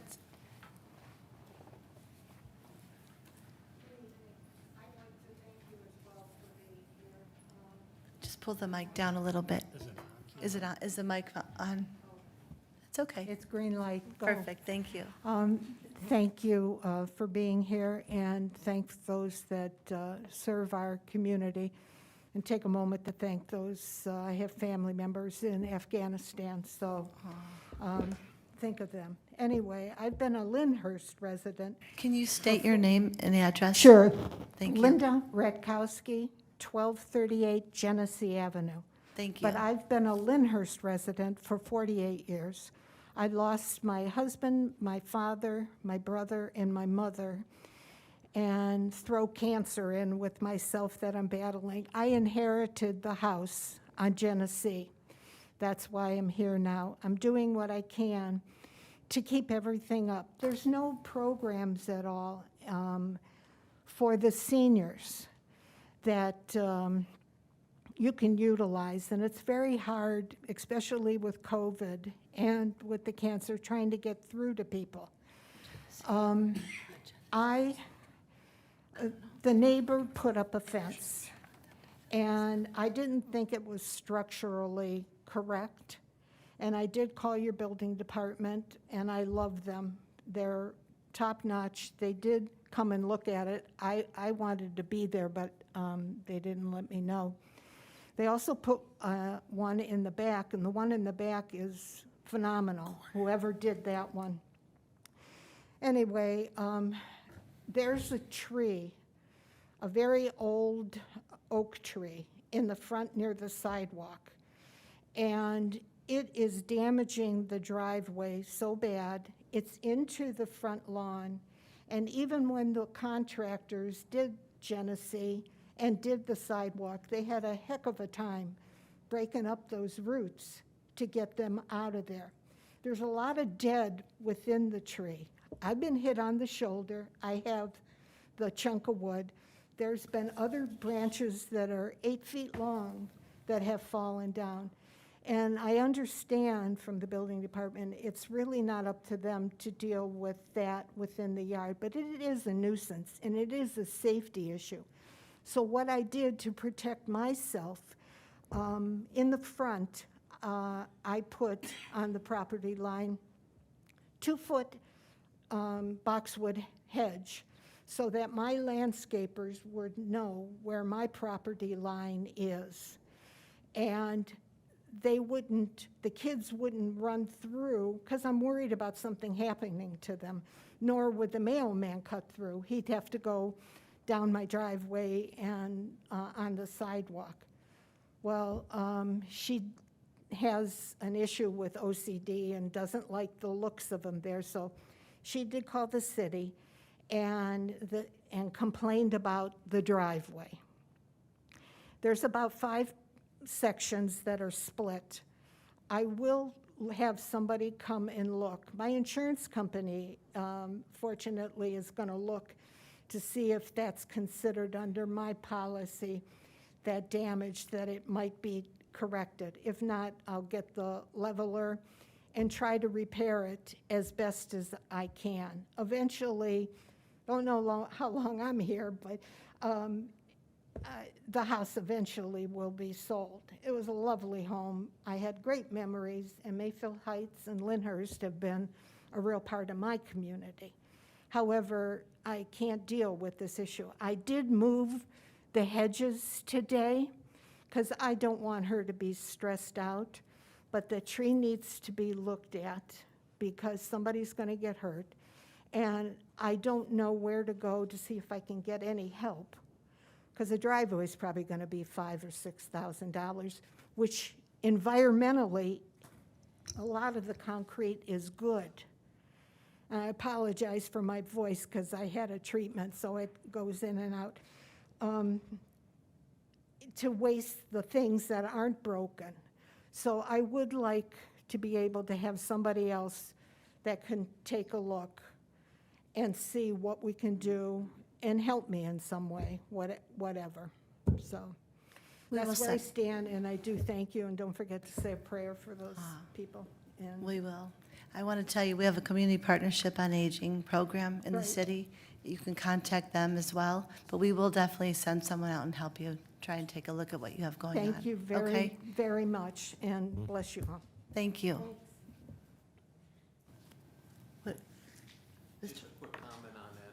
Presby, 661 Hidden Woods Trail. Habitat for Humanity provides grants and yeah. contractors who will actually come and do sizable projects, and they're here. They've got offices and resources here in Cleveland. Perfect. Thank you so much for sharing that. Gentleman in the back, please. All right.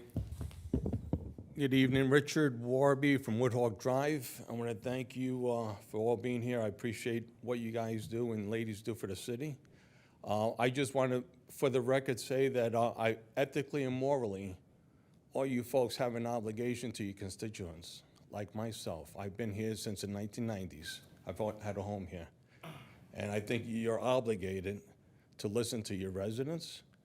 And when they communicate with you, you should at least listen to them and if anything, abide by what they request or, and take it into serious consideration. I'm speaking specifically about the Woodhawk Drive project. All right, I've gone on, and I know it's been tabled for now, and personally, I could care less about what you put on there, whether it's asphalt or concrete. I'm going for concrete. It's more of why you're doing it. And this is more for the residents, if they're listening to this, look into this, because there's more to it than just that road. It's a whole NOACA agency that's behind us. And my problem is, I think some of you folks know this, and my problem is, I'm gonna see that it's probably, down the line, gonna open up the road, Woodhawk Drive, into the Lander Haven Business Community Park. You know, you're gonna allow bicycles and pedestrians go into that. If the project does go through, I know you say it's tabled for now, but it may have a chance next year when new elections take place in November. And I think enough of us residents have said that we do not want it based on what's on the table. If it was a good project, we would have known more about this than what has been presented to us. I just think a lot of this has not been communicated fairly to us. I've spoken to some of you folks over the phone and in person. And I'm just asking the rest of you to implore upon you, right? When you do vote for this, if you're still in office when this comes to the table, your ethics and your morals, all right, to us, the residents, you should be listening to us and do what's right for us. I've listened to some of these projects here, and $21 million for, I guess, a new pool and all this stuff, wow. Not a lot of money to me in my business where I've come from, but for this community, that's a lot of money, and nothing has even been finalized. So it looks like there's a lot of work that needs to be done. But please, look at this all the way through. And for you folks that will be here when you get to vote on this next year, please don't let it go through.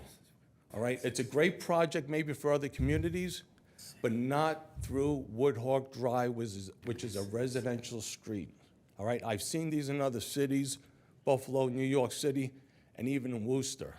The difference is they're not on your residential streets. They're in main thoroughfares, main roads. Cedar Road, fine, put it through there, but not through Woodhawk Drive. And I'll leave it with this. Our fellow partners in Gates Mills, I mean, if they stand by and let this go through, that would be a quick shortcut if that street ever gets opened up to vehicle or automobile traffic as a shortcut all the way down to Gates Mills, all the way up through Chesterland. So I'm asking you folks, do your job. Ethics, morals, you have an obligation to us in the city. Please listen to us and do the right thing, at least what we ask you to. And if you think you know what's best for us, present it to us fully and factually. All right, so that's why I got to say thank you very much. Thank you. Is there anyone else this evening that would like to be heard? Ladies in the back.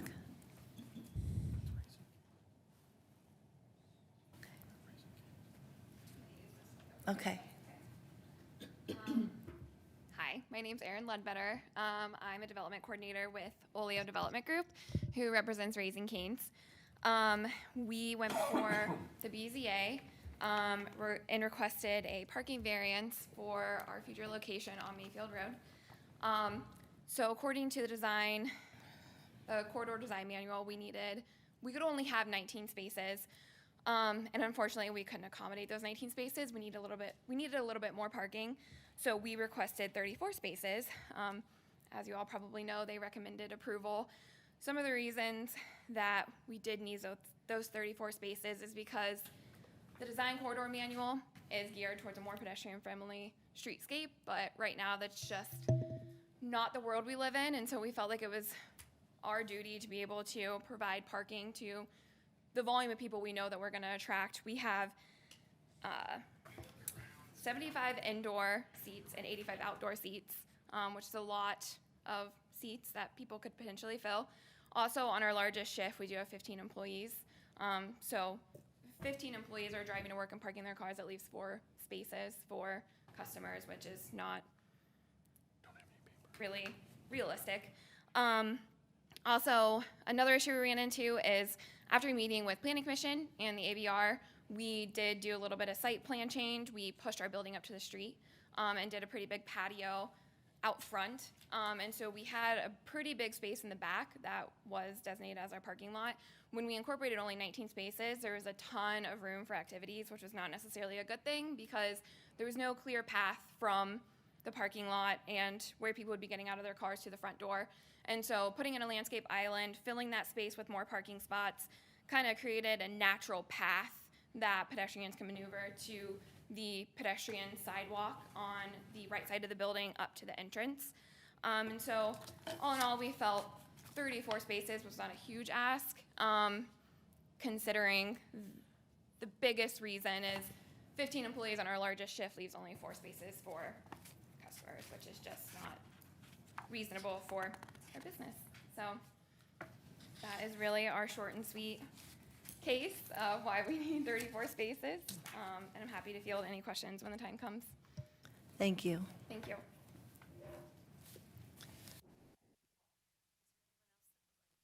This evening. Right, it is now almost 8 o'clock. I will close the public portion.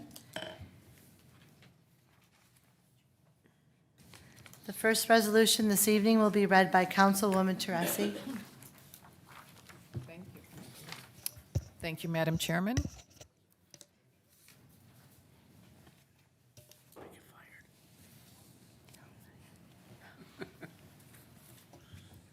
you going to read the resolution or me?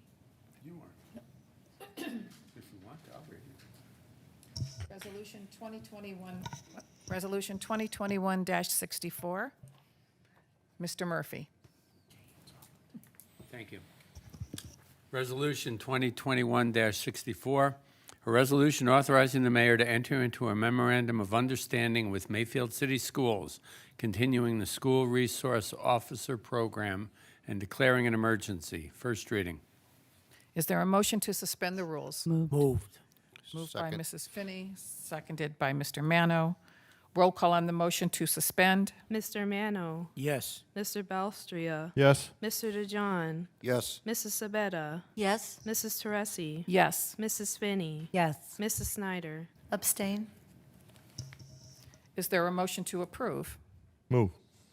Moved by Second. Mr. Balestrea, seconded by Mr. DeJohn. Discussion. Mayor, would you like to add anything about the school resource officer program? It's been successful and we want to continue. Any other discussion?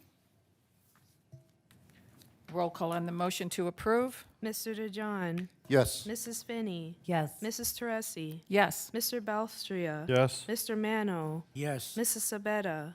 Yes. Mrs. Snyder. Abstain. Resolution 2021-64 has been adopted. We'll go back to Mrs. Snyder, our council president. Thank you. Moving to Resolution 2021-65, Mr. Murphy. Thank you, Madam Chair.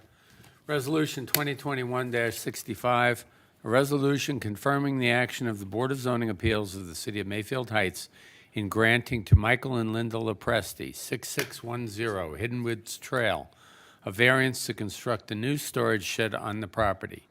Cuyahoga County Permanent Parcel Number 862-20-054, larger in area than that allowed by the codified ordinances. First reading. Is there a motion to suspend the rules? Move Finney. Moved by Mrs. Finney, Second. second by Mr. Mano. Roll call on the motion to suspend. Mrs. Teresi. Yes. Mrs. Sabetta. Yes. Mrs. Finney. Yes. Mr. Mano. Yes. Mr. DeJohn. Yes. Mr. Balestria. Yes. Mrs. Snyder. Yes. Is there a motion to approve? Moved by Mrs. Sabetta, second by Mr. Balestria. We heard from the applicant this evening. This was a resolution that was presented before the BZA's approval. It was a 5-0 vote in favor of the variance for the shed. Mrs. Sabetta, is there anything else you would like to add? No, thank you. You've heard everything, and you have the minutes. He did a very good job. All right. Mr. DeJohn? Mrs. Sabetta, that shed is not going to be any bigger than 240 square foot, is that correct? Because it doesn't say that anything anywhere in this resolution.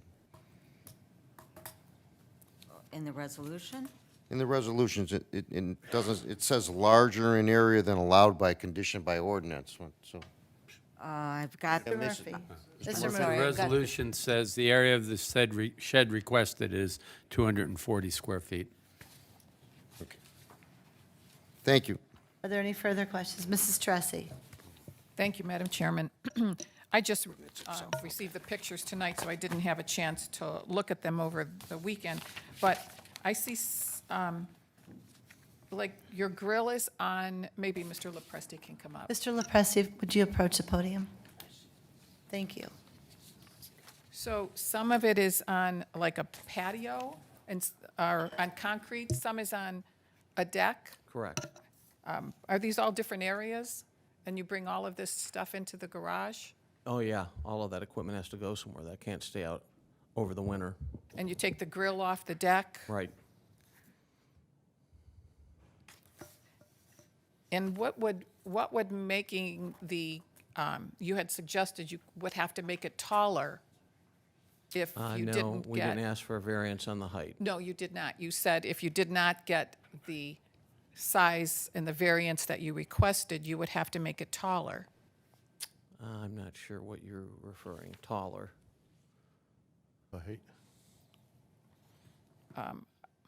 It's a 12, what is it, 12 by 20 Right. in terms of the width and the length, but Correct. we're staying within the required height, which I think, if I'm not mistaken, is I 11. thought you made a comment someplace that if you did not get,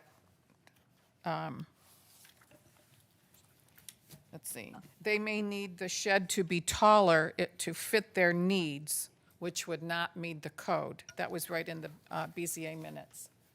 I so don't I recall that I discussion didn't at know all. what that, Madam Chair, if I can, Mr. Lazaro did ask, due to his neighbor being taller, having a variance for a taller shed, that if it would help him, and he stated it would not because he needed the full length.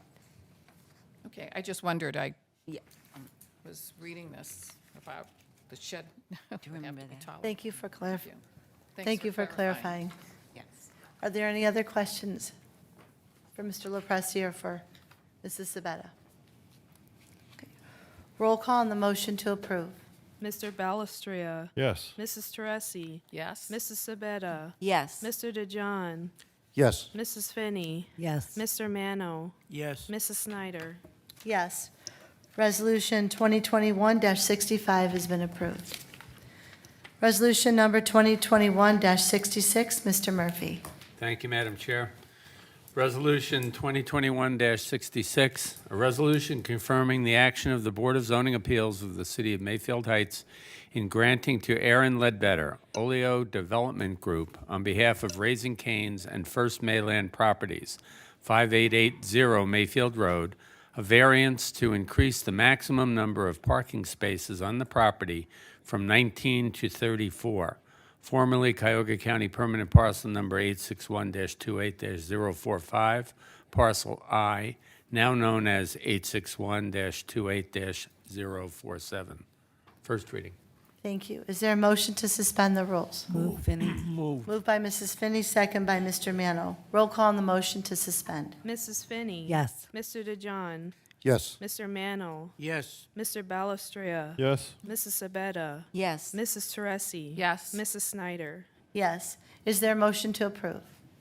Moved. Moved by Mr. DeJohn, second by Mr. Mano. This was also unanimous vote by the BZA for this parking variance for Raising Cane. I will refer to Mrs. Sabetta as she is the representative. Thank you, Madam President. Again, you heard from the applicant who did a very good job. This is a 15-space variance, and you, as she did, you can do the math. 4 spaces. They have 70 seats inside, over 80 seats outside. The 15 spaces I figured would be for the employees, which they say they have in a very high area. 60% of their traffic now is drive-through, but again, 4 spaces just doesn't work. Okay, are there any further questions for Mrs. Sabetta? Mrs. Tressi? Thank you, Madam Chairman. They're going to have the outside seating. What kind of, and the, it's going to be closer to the street. What kind of landscaping are they going to have? We Erin? just talked about parking. This is, Well, I know when you look at Conrad's, it has just little 6-inch plants. Yeah, so I can speak for Raising Cane's and the fact that they take pride in their landscaping. We've done a number of Raising Cane's around the Cleveland area, and our most recent one was in Macedonia. Beautiful landscaping. They love different colors. They really take pride in it. So we have a pretty extensive landscaping plan. We also kind of went through that same questioning through Planning Commission and ABR, and we've worked with both of them. We even reduced some of the concrete space in the front to add parking to shield our drive-through from the street. So the patio will definitely be heavily landscaped, not only because of the city's requirements, but also because Raising Cane's just likes that green space. Thanks. Thank you. I appreciate it. Thank you. Any further questions? Okay, roll call on the motion to approve. Mrs. Sabetta. yes. Mr. Mano. Yes. Mr. Balestria. Yes. Mrs. Teresi. Yes. Mrs. Finney. Yes. Mr. DeJohn. Yes. Mrs. Snyder. Yes. This resolution has now been adopted. Moving to resolution number 2021-67, Mr. Murphy. Thank you, Madam Chair. Resolution 2021-67, a resolution confirming the action of the Board of Zoning Appeals of the City of Mayfield Heights in granting to Ryan Balco on behalf of Sheets and First Mayland Properties, 5900 Mayfield Road, a variance to increase the maximum number of parking spaces on the property from 22 to 74. Formerly Cuyahoga County Permanent Parcel Number 861-28-045, Parcel J, now known as 861-28-048. First reading. Is there a motion to suspend the rules? Moved. Moved by Mrs. Tressi, second by Mrs. Finney. Roll call on the motion to suspend. Mr. Mano. Yeah. Mr. Yes. Mr. Balestria. Yes. Mr. DeJohn. Yes. Mrs. Sabetta. Yes. Mrs. Teresi. Yes. Mrs. Finney. Yes. Mrs. Snyder. Yes. Is there a motion to approve? Move. Moved by Mr. Balestria, second by Mrs. Tressi. We also heard from the applicant this evening. This variance was also approved by the BZA with a 5-0 vote. Is there any questions or any further comments? Mr. Balestria. Just a point of clarification for maybe Mr. Rinker can clarify. If maybe I misunderstood when you spoke, you had mentioned 50-some 52, if you use variance the of- manual. for, I was under the impression you were asking for 52, but the resolution's for 74, and that's correct. Total Yes. total spaces. But it would be 22 under the manual. Under your code, we're good. But yeah, but the variance itself is 52, the total space 74, correct? Okay, correct. All right, thank you. Thank you. Mrs. Tressi. Mr. Rinker, Mr. Balco, do you know if there'll be electric charging stations provided at Sheets? Because that's going to be up and coming very soon. Yeah, so we currently partner with 3 vendors Tesla, EVgo, and Electrify America. At this point in the project, we wouldn't know whether or not they would use this site to put any of the chargers on. When we get closer to construction, they run an analysis to figure out if it works for their network. But currently, we're rebuilding the store over in Twinsburg, and they're putting 7 Tesla chargers there. So it's something that we're seeing more often, but I wouldn't be able to say tonight yes or no that this site will have them. I could say it probably at some point in the near future it would be more likely. Thank you. Thank you. Any further questions? Okay, roll call on the motion to approve. Mr. DeJohn, Yes. Mrs. Finney. Yes. Mrs. Teresi. Yes. Mr. Belstria. Yes. Mr. Mano. Yes. Mrs. Sabetta. Yes. Mrs. Snyder. Yes. Resolution 2021-68 has been approved. I'm sorry, 67. Moving ahead. That's been approved. Mr. Murphy. Thank you. Resolution 2021-68, a resolution confirming the action of the Board of Zoning Appeals of the City of Mayfield Heights in granting to Ryan Balco on behalf of Sheets and First Mayland Properties, 5900 Mayfield Road, a variance to allow numerals not more than 14 inches in height, showing current gasoline prices to be displayed on the monument sign. Formerly Cuyahoga County Permanent Parcel Number 861-28-4045. Parcel J, now known as 861-28-048. First reading. Thank you. Is there a motion to suspend the rules? Moved by Mrs. Teresi, second by Mr. Balestria. Roll call on the motion to suspend. Mrs. Teresi. Yes. Mrs. Sabetta. Yes. Mrs. Finney. Yes. Mr. Mano. Yes. Mr. DeJohn. Yes. Mr. Balestria. Yes. Mrs. Snyder. Yes. Is there a motion to approve? Moved. Second. Moved by Mr. Mano, second by Mr. Balestria. This was a 4-to-1 vote in favor of the sign variance from the BZA, and we heard from Mr. Rinker this evening. Are there any further questions? Okay, roll call on the motion to approve. Mr. Balestria. Yes. Mrs. Teresi. Yes. Mrs. Sabetta. Yes. Mr. DeJohn. Yes. Mrs. Finney. Yes. Mr. Mano. Yes. Mrs. Sabetta. Yes. I thought she called me already. Mrs. Snyder, I think you said it twice. Mrs. Snyder. Yes. Now, Resolution 2021-68 has been approved. Mr. Murphy, Resolution 2021-69. Thank you, Madam Chair. Resolution 2021-69, an emergency resolution to accept the material terms of the One Ohio subdivision settlement pursuant to the One Ohio Memorandum of Understanding and consistent with the terms of the July 21, 2021 National Opioid Settlement Agreement, ratifying and approving all steps taken by the city and its Director of Law to ensure the city's ability to participate in said agreement and declaring an emergency. First reading. Is there a motion to suspend the rules? Move, Finney. Moved by Mrs. Finney, second by Mrs. Sabetta. Roll call on the motion to suspend. Mrs. Finney. Yes. Mr. DeJohn. Yes. Mr. Mano. Yes. Mr. Balestria. Yes. Mrs. Sabetta. Yes. Mrs. Teresi. Yes. Mrs. Snyder. Yes.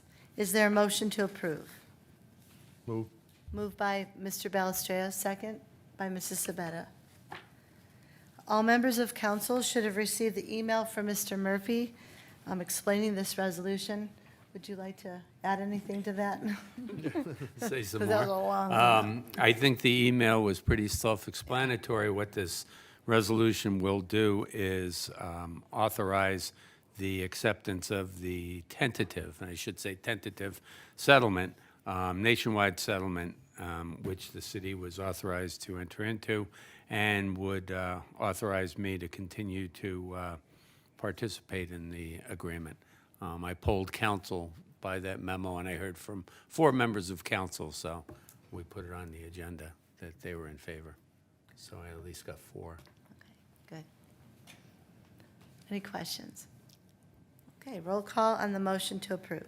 Mrs. Sabetta. Yes. Mr. Mano. Yes. Mr. Balestria. Yes? Mrs. Teresi. Yes. Mrs. Finney. Yes. Mr. DeJohn. Yes. Mrs. Snyder. Yes. Resolution 2021-69 has now been adopted. Resolution 2021-70, Mr. Murphy. Thank you, Madam Chair. Resolution 2021-70, a resolution authorizing the mayor to enter into a memorandum of understanding with the Cuyahoga County Sheriff's Department regarding the automated license plate reader program and declaring an emergency. First reading. Is there a motion to suspend the rules? Move Finney. Moved by Mrs. Finney, second by Mr. DeJohn. Roll call on the motion to suspend. Mr. Mano. Yes. Mr. Balestria. Yes. Mr. DeJohn. Yes. Mrs. Sabetta. Yes. Mrs. Teresi. Yes. Mrs. Finney. Yes. Mrs. Snyder. Yes. Is there a motion to approve? Move. Moved by Mrs. Teresi, second by Mr. DeJohn. Okay. Our police department owns the automatic license plate reader. This resolution would give rights to the Cuyahoga County Sheriff's Department to be able to use the reader at all of its current installed locations. The chief is here this evening if we have any further questions for him. I don't know, does any member of council? Good. All right, roll call on the motion to approve. Mr. DeJohn. Yes. Mrs. Finney. Yes. Mrs. Teresi. Yes. Mr. Balestria. Yes. Mr. Mano. Yes. Mrs. Sabetta. Yes. Mrs. Snyder. Yes, this resolution also has been adopted. Now we will move to ordinances, starting with ordinance number 2021-28. Mr. Murphy. Thank you, Madam Chair. Ordinance number 2021-28, an ordinance providing consent to the Ohio Director of Transportation to complete the various transportation projects in the city of Mayfield Heights listed in the ordinance and declaring an emergency. First reading. Is there a motion to suspend the rules? Move Finney. Moved by Mrs. Finney. Second. Second by Mrs. Sabetta. Roll call on the motion to suspend. Mrs. Teresi. Yes. Mrs. Sabetta. Yes. Mrs. Finney. Yes. Mr. Mano. Yes. Mr. DeJohn. Yes. Mr. Balestria. Yes. Mrs. Snyder. Yes. Is there a motion to approve? Move. Moved by Mr. DeJohn, second by Mr. Mano. And this ordinance is where the local public agency would enter into a program called the TLCI Implementation Project, where there would be a pedestrian crossing improvement projects with improvements including sidewalks and curbs from various locations in the city. Mayor, is there anything else I need to add to this? That pretty much says it all, but the funds that we would contribute have already been appropriated. Okay, thank you. Any further questions or comments? Just, Sorry, Mr. DeJohn. just that these are pretty dangerous intersections, so it's needed. And somebody approached me years and years ago when I was first on council asking about this. So I'm glad we're doing it now, so. Good. Roll call on the motion to approve. Mr. Balestria. Yes. Mrs. Teresi. Yes. Mrs. Sabetta. Yes. Mr. DeJohn. Yes. Mrs. Finney. Yes. Mr. Mano. Yes. Mrs. Snyder. Yes, this ordinance has been adopted. This evening, we have three tabled items on our, for motions. We're going to go ahead and, at the time, make a motion to take off motion B from the table. Can someone make a motion? Motion. Moved by Mr. Balestria. Second. Second by Mrs. Finney. Roll call on the motion to remove that from the table. Mrs. Finney. Yes. Mr. DeJohn. Yes. Mr. Mano. Yes. Mr. Balestria. Yes. Mrs. Sabetta. Yes. Mrs. Teresi. Yes. Mrs. Snyder. Yes. Okay, motion B, Mr. Murphy. Thank you, Madam Chair. Motion to approve the temporary and final site plan for a new 3,331 square foot building for a Raising Cane's restaurant at 5880 Mayfield Road, contingent upon the parking variance being granted. Is there a motion to approve? Move Finney. Moved by Mrs. Finney, second by Mrs. Teresi. Note that this is a preliminary and final site. This was approved by the BZA and the ABR. Any further questions from anyone? Mr. Balestria. If I just make comment for council, if you remember, we put these on the table because the management of both establishments requested that they would be tabled until the parking variances were approved. Planning did approve the preliminary and final site plans to come before council, but that's why they were tabled, pending these approvals this evening. So it's wise to take them off the table and approve them. Thank you. All right, roll call on the motion to approve. Mrs. Sabetta, Yes. Mr. Mano, Yes. Mr. Balestria, Yes. Mrs. Teresi. Yes. Mrs. Finney. Yes. Mr. DeJohn, Yes. Mrs. Snyder. Yes. Motion B has now been approved. Is there a motion to take motion C off the table? Move. Moved by Mr. Balestria. Second. Second by Mrs. Sabetta. Roll call on the motion to remove from the table. Mr. Mano, Mr. Balestria. Yes. Mr. DeJohn, Yes. Mrs. Sabetta, Yes. Mrs. Teresi, Yes. Mrs. Finney. Yes. Mrs. Snyder. Yes. Motion C, Mr. Murphy. Thank you, Madam Chair.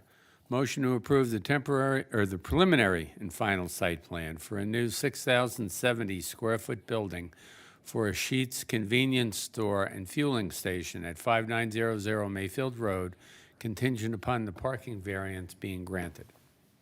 Is there a motion to approve? Move Finney. Moved by Mrs. Finney, second by Mrs. Tressi. Any further discussion for this one? Okay.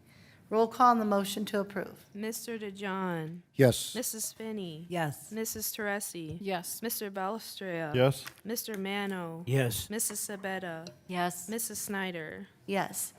Motion C has now been approved. Let's break ground. Yes. Is there new business or comments from council? I just want to say welcome Raising Cane's and Sheets to the city. Hopefully, everything else will move through for you as well. Okay. I will entertain a motion to adjourn. So moved. Moved by Mrs. Tressi, second by Mrs. Savetta. All in favor signify by saying aye. Aye. Okay. All right, thank you, everyone. It is now 8:25, and we are now adjourned.